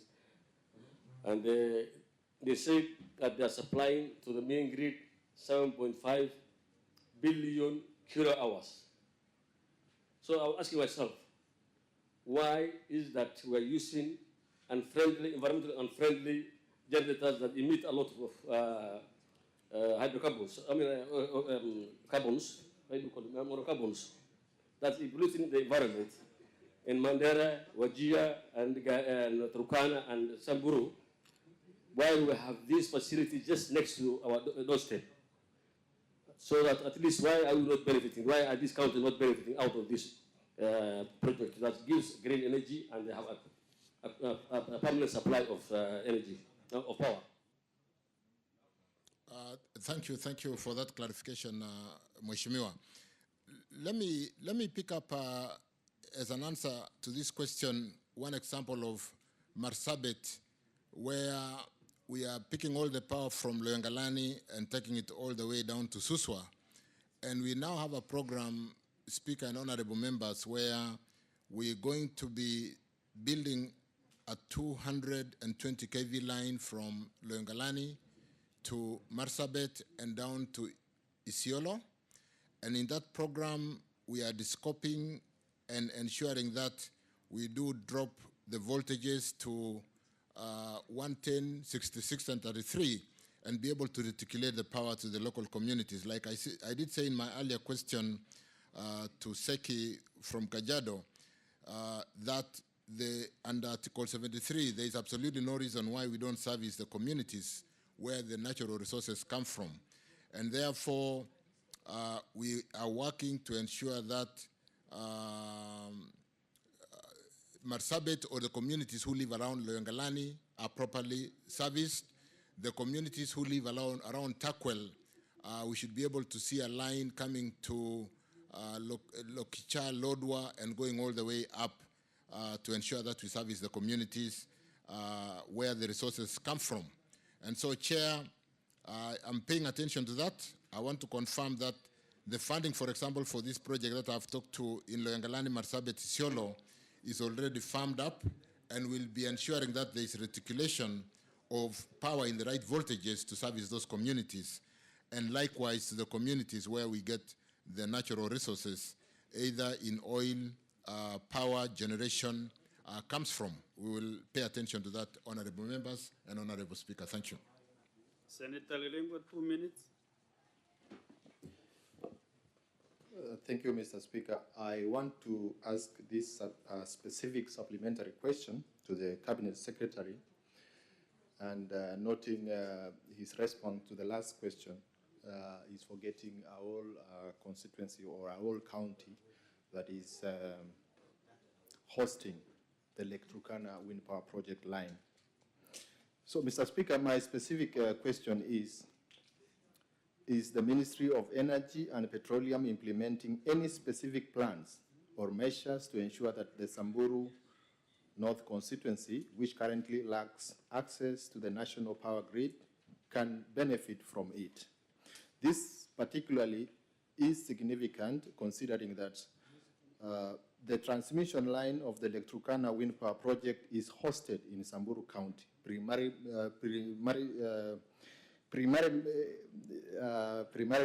in Samburu North constituency. Thank you, Mr. Speaker. Yes, that's a very indirect one. About Samburu North. Thank you, Chair, and I think I've spent time with Senator Lilengo in my office, and I'm very alive to the fact that the line from Lake Turkana wind project does traverse Samburu, particularly Samburu North, and I did call REREC and Kenya Power to dimension some of the programs, including supporting the abattoir in that area. And therefore, let me confirm that we have very specific programs, like I said again, to ensure that the communities, which really, you know, as you traverse our country, we are endowed with natural resources in different forms. And as I flew in down this morning with my colleague for mining, CS Mvuria, we are looking at the kind of endowment in mining, the kind of endowment in power generation from wind, so that when we don't have agriculture, we have minerals or we have oil.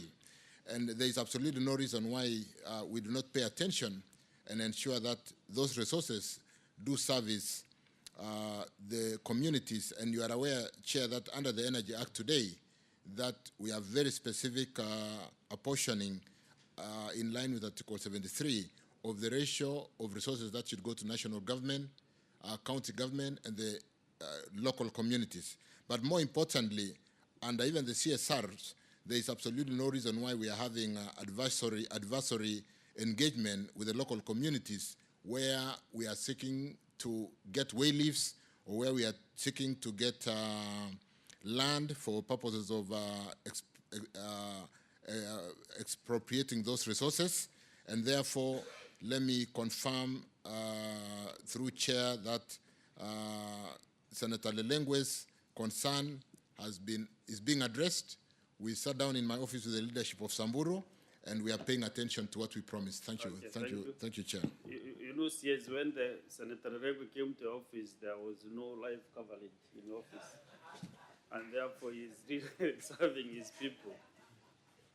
From Turkana, Senator Romenen. Thank you, Mr. Speaker. I think I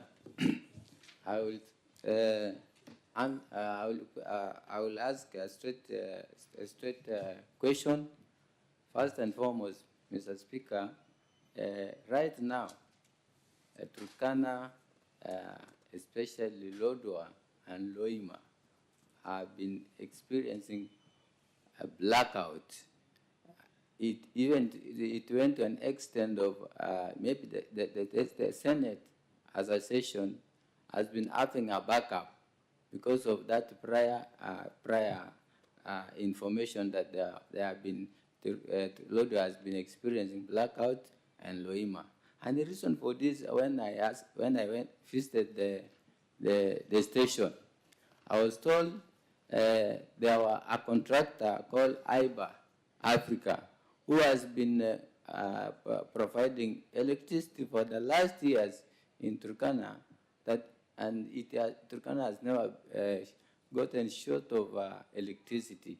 But what happened, the contractor was changed.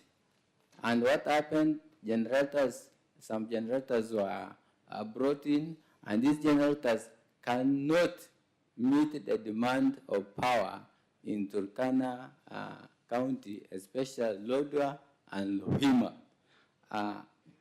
Over that, Chair, I would also want to clarify to the CS to clarify why the change of the contractor, yet the contractor was performing well, and then you create more harm getting generators which cannot meet the demand of the power. Moreover, Turkana County, the only constituency that is connected to national grid is Turkana South. These other constituencies are just supplied by generators. Yet, Tackle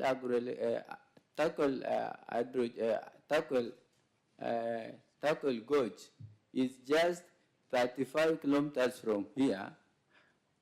You instead provide generator, supply generator, which is far away from Lodwar, instead of just connecting to 35 kilometers in Tackle.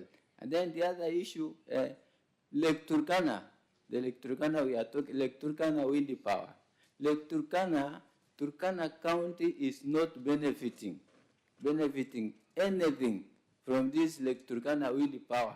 Even, I can't even mention. What we are only benefiting is the name Turkana. I don't know whether Lake Turkana will connect, the Turkana will connect the power from this Lake Turkana windy power. I wonder, it is a paradox.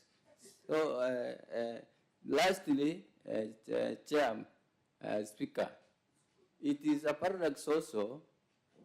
There is a village called Lorokon. Lorokon is just 500 meters from Turkana hydroelectric power, 500 meters. Up to now, it is 15 years. Turkana village is enjoying, which is across the river, and then this other side of Lorokon does not have power, and it has all the institutions, hospital,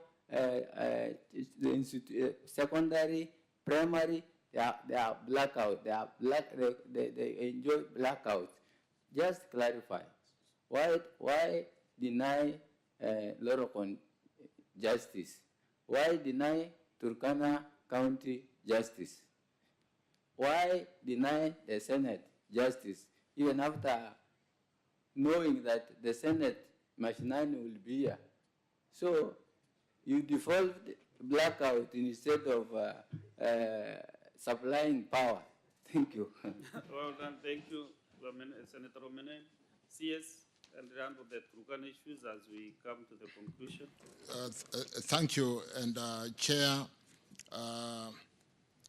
I will want to seek again the indulgence to spend more time with my friend James Lomenen Mheshimiwa to look at some of the data which has been submitted by all the members of parliament for Turkana County with respect to status of public institutions and the programs we have to ensure that those counties who have been fully covered in terms of public institutions, we run maximization on some ratio of funding while we do allocate enough funds to be able to cover the public institutions in the counties of Kenya who have been deprived because of maybe the challenges of infrastructure in the past.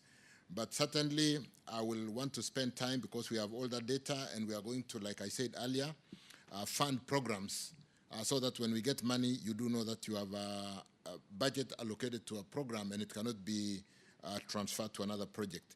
In respect to Lorokon, which is just within Takwel, let me also confirm that sometimes we have built big projects and taken the power, the huge amount of power we develop to load centers where there is market for power, and we do not pay attention to the local communities from where the resources come from. So, like I said again earlier, I'm here with the two CEOs for Ketraco and Kenya Power, and I want to really look at a program where we don't just build a 220 substation. We do build 220 substation and bring down the power to the distribution voltages of 33 and 11 kVA and be able to serve the local communities. With respect to the challenges we are currently experiencing in not just in Lodwar but also in Marsabit, we had some challenges. The power diesel generators, one of them went off, which is supposed to be supplying the load capacity for the town, and currently, whereas the market in Lodwar is 2.8 megawatts, we are currently only supplying 2.4 because one of the 650 megawatts diesel generator went down, and we are working around the clock to make sure we replace. Regarding IBA Africa moved out of the country, and so they are not in the country anymore. And we did bring these new generators in 2013, 2 times 1250 kVA and 3 times 650 kVA, which are currently servicing Lodwar. One of the 650 is down, and whereas you might see power outage, it is actually load shedding. We are basically supplying 2.4 megawatts instead of 2.8 megawatts, and the CEO, who is here with me, is working around the clock to make sure. We should have done that before Senate came for sitting here. But unfortunately, Chair, you know the procurement challenges and so on and so forth. But I want to confirm, James Lomenen Mheshimiwa, that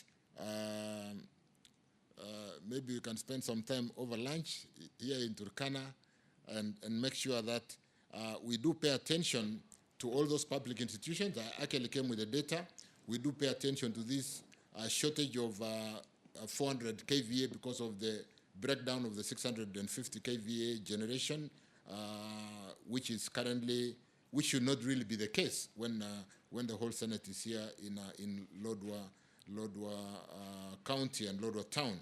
And the same for Marsabit, where we have a breakdown, and we are also addressing the same to ensure that, in fact, the generator for Marsabit is currently being reinstalled. So thank you, Chair, and I want to confirm I'm paying attention, and I do take those concerns very seriously. Thank you. Thank you, CS. Honorable Senators, as I put it, we didn't need, I know the senators have many issues to raise with about power.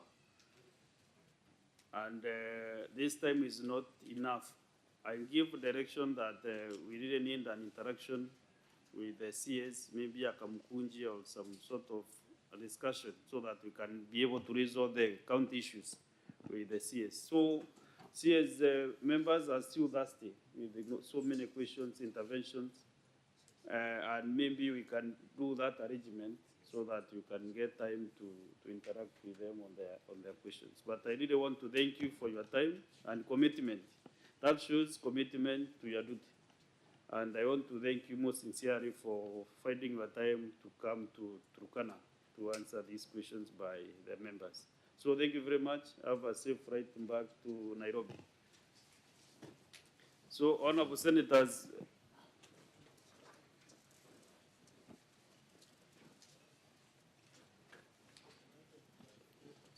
Honorable Senators, in the Speaker's Gallery, we have 27 students accompanied by 3 lecturers from the Turkana University College who are in the Senate on an education tour. Honorable Senators, in our usual tradition of receiving and welcoming visitors to Parliament, I extend a warm welcome to them, and on behalf of the Senate and on my own behalf, wish them a fruitful visit. Thank you. I know you have an issue to raise, Senator Kinyua, but the CS Interior wrote to the Senate requesting that he should be pardoned this week because he has issues in handling in Boni Enclave and in the northern Kenya. And also another from the CS Foreign Affairs. He also had some issues to attend to, so they have already made that communication. So now let us have the CS of Mining, Buru Economy and Maritime to answer the question by Senator Abdiasit Waziri. Senator Kinyua, kindly, the CS is here and you cannot be able to ventilate on issues touching on the other CS here now. So your issues are well placed in the light table. So you are fine, don't mind. If at the end of the session you have 1 minute, I will give you, but not now. Let us first clear the issue at hand. Senator Boni Karware.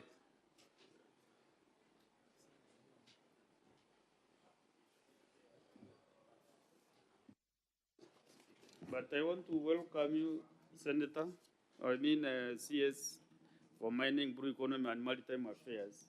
And thank you for finding time also to come all the way to Turkana to answer these issues here.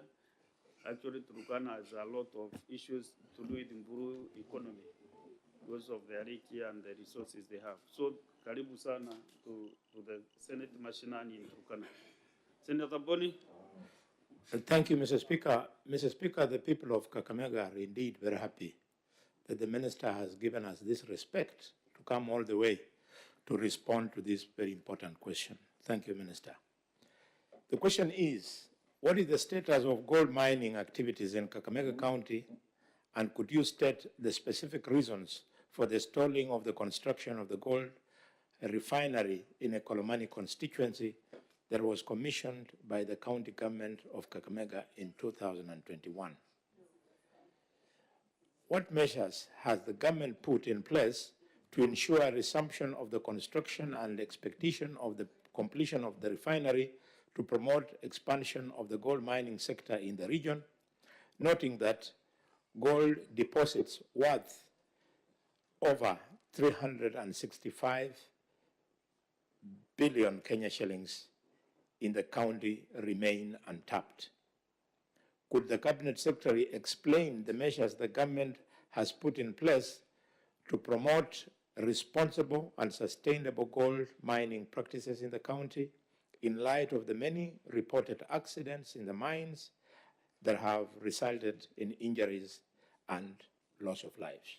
Thank you, Mr. Speaker.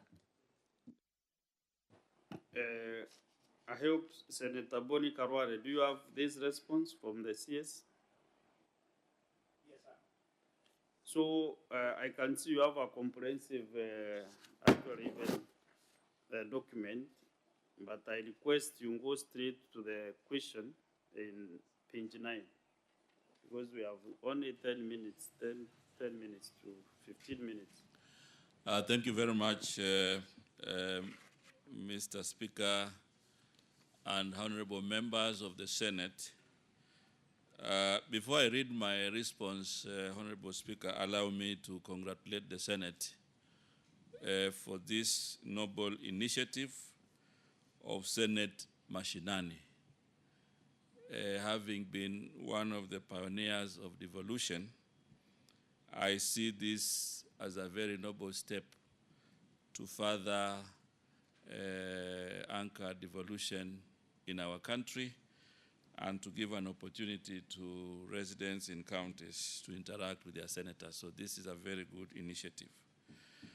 Mr. Speaker, sir, now coming back to the question raised by Honorable Boni Alwale, and I agree with you, I have a lot to say about mining, but I will limit my statement to the question that has been asked. Part A of that question, I would wish to respond as follows.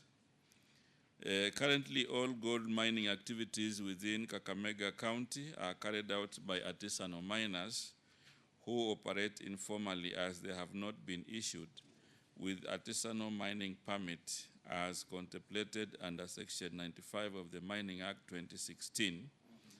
And this is because of the moratorium that had been imposed in December 2019 against issuance of licenses and permits. The ministry has put measures in place to start granting artisanal miners with permits upon lifting of the current moratorium on issuance of mining rights. These measures include gazettement of the Kakamega County Artisanal Mining Committee as per Section 94 of the Mining Act 2016. The MC is comprised of members from artisanal mining in the county. Additionally, Mr. Speaker and honorable members, all other operators within the county hold prospecting licenses, with a few who have made applications for granting of mining licenses over the last few years. The same have not been processed due to the prevailing moratorium on issuance of mineral rights. On that page 10, there's a table which shows a list of companies who have been granted licenses to do prospecting, and others whose applications are hanging in our system. Part B of that question, the Minister of Mining initiated a process of identifying an investor for the proposed gold refinery in Ikolomani in county government of Kakamega in 2021. However, before this process could be completed, the ministry was advised that the said process was not necessary, as it did not meet the threshold prescribed under Section 121 of the Public Procurement and Disposal Act 2015. The process was therefore terminated and the tenderers were notified. I want to say that after that process, there was an effort by the county government, but we've realized that the MOU that had been done did not mention any Ministry of Mining and its responsibilities of the national government. Further, there is no record showing the process used to identify the said investor by the county had been properly documented. On July 4th, 2022, the county government of Kakamega entered into an MOU with a private company, MS Huno, Kenya Company Limited for cooperation and establishment of the proposed gold processing plant in Ikolomani constituency. The land in which the proposed plant would be established was provided by the Kakamega County government and registered in the name of the Ministry of Mining and held in trust for the ministry by the Principal Secretary, National Treasury.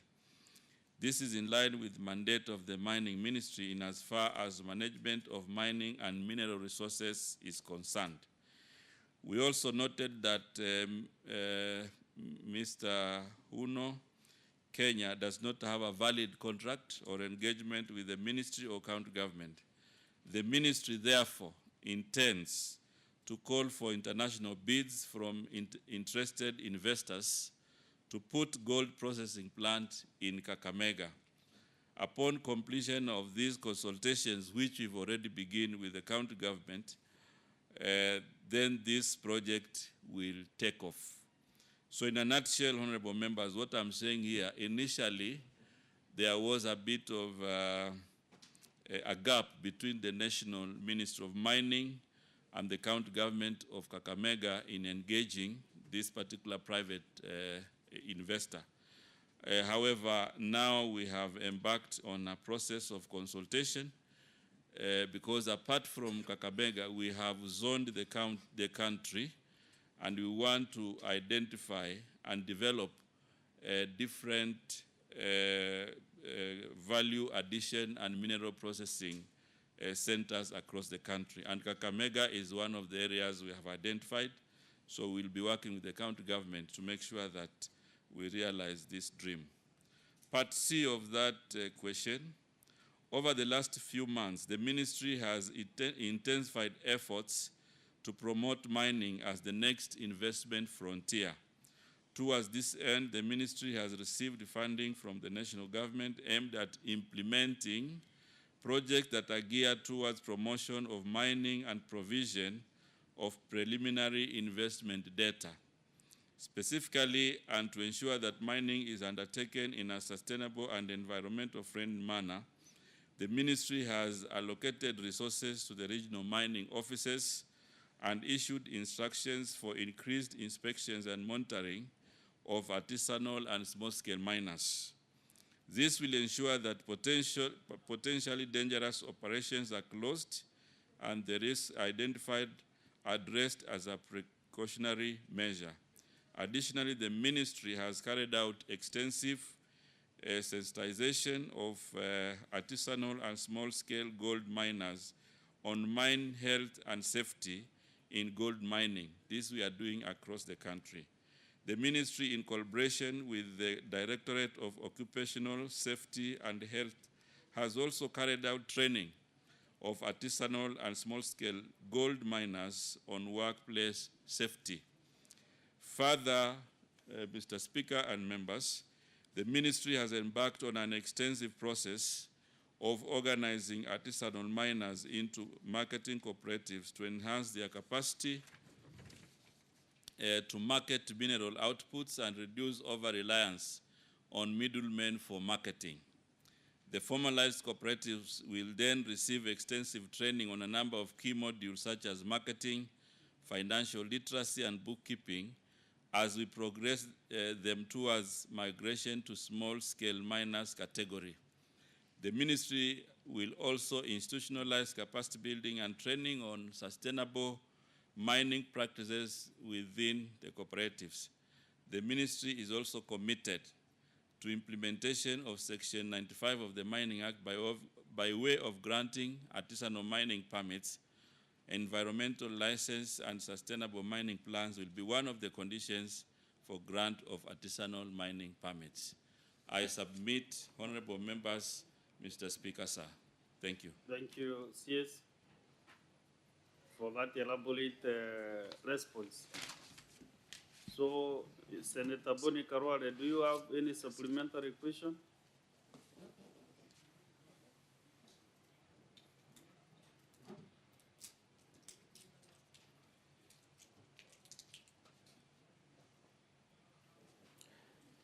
Thank you, Mr. Speaker. Mr. Speaker, this is a very satisfactory answer, and I thank the Minister. Minister, we are excited to learn that you are pushing for an international bid to attract an investor for construction of that refinery. Equally important, could you confirm that this bid will also involve an attempt to bring on an investor to carry out the gold mining? Because as you have said yourself, and I agree, this is being done by artisans, so that it's done in a proper way. Thank you, Mr. Minister. Okay, respond to that comment. Yes, I want to confirm, Mr. Speaker and honorable members, that indeed we are working towards making sure that we have an organized gold mining and refining in Kakamega County, but also across the country. I want to confirm that, Mr. Speaker. And right now, we have those companies that have been doing prospecting. Some of them will graduate into mining licenses very soon. So I think the international bid, which we will place, is part of the value addition resolution that we have made. And we want to make the Western region a center of excellence for gold refinery in the Western Circuit, touching on areas like Vihiga, Siaya, and other areas adjacent to Kakamega County. Thank you, CS. From my screen, I'm not able to know who is interested to give a supplementary question, because some of the members here are even not in the chamber. Majority Leader?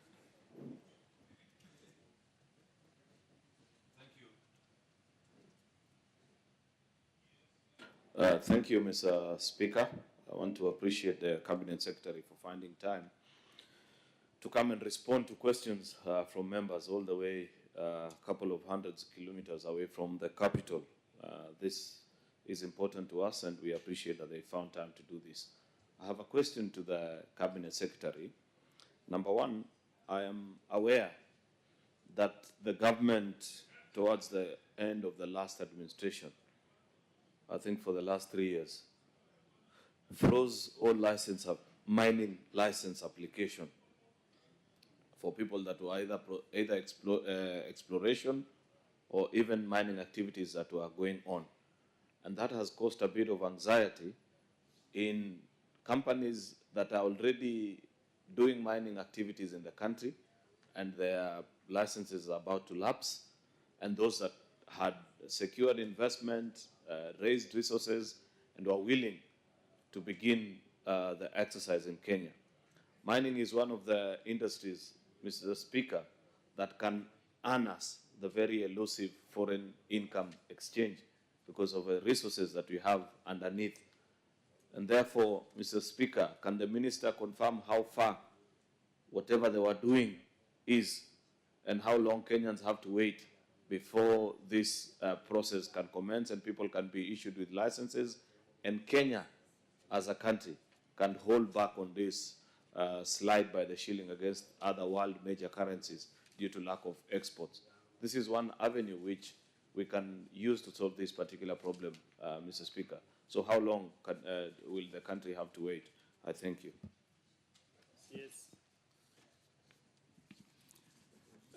Thank you very much, Mr. Speaker and honorable members. It is indeed true that the government of Kenya imposed a moratorium on licenses in 2019. And the reasons given that time was to be able to have an opportunity to organize the mining sector. Honorable members, I want to say that we have made good progress. First of all, let me acknowledge that this is the first time that the mining ministry has been allocated resources to function. And therefore, I want to thank His Excellency the President and Parliament for the allocation. And through that process, we have been able to conclude the geo survey, which was happening across the country, and found that we have 970 mineral occurrences. These minerals are in 47 counties. And in regards to the moratorium, we have worked on the key areas that had been identified, which included also coming up with strategies for artisanal mining and also strategies on how we can better organize the sector. And right now, we have already made a brief to the Cabinet Committee. In fact, it is like the majority leader in asking the question was reading our mind, because we made this presentation yesterday on the recommendations from the ministry. And therefore, we passed it yesterday, and it is finding its way to Cabinet. And once those recommendations find favorable decision by Cabinet very soon, then we should be able to announce the way forward. In that particular arrangement, we have grouped the minerals into two groups. We have industrial minerals. We also have strategic or critical minerals. So that is the discussion that we are concluding within Cabinet, and then we should be able to announce soon the way forward. So Kenyans will not have to wait for long, because I'm sure in the next few days or few weeks, we should be able to make a determination on the way forward. If you allow me, Mr. Speaker, I'm already here in Turkana. And the Senate has made this sitting in Turkana. I think it will not be fair if I leave this podium without saying anything about Turkana, even though I know it is not part of the question, but I want to assure you I will take 1 minute. Yeah? Strictly 1 minute. From the 970 mineral occurrences across the country, Turkana County is a county that is blessed with key minerals. Here in Turkana, we have gold in areas like Lolupe area, Sasame, Nakwaromu, Takwel, and in Turkana South and also West. We also have abundance of gypsum in this particular region. We have gemstone in the name of blue sapphire, green garnet, especially in Loima sub-county. And then we have a huge list of other minerals across Turkana County. But key ones among the larger list is chromite, is copper, is graphite, is also nickel, and traces of radioactive elements in Katilu ward. So I thought I needed just to, in a nutshell, just share with the residents here in Turkana so that they can also appreciate what they have.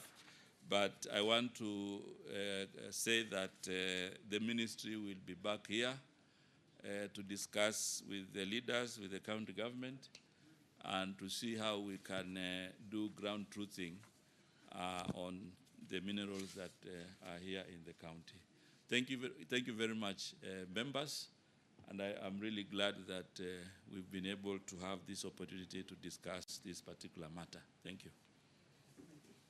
Thank you, CS, for your time. Honorable Senators, as and earlier directed, pursuant to Standing Order number 1, that the Senate adjourns at 1:45 p.m.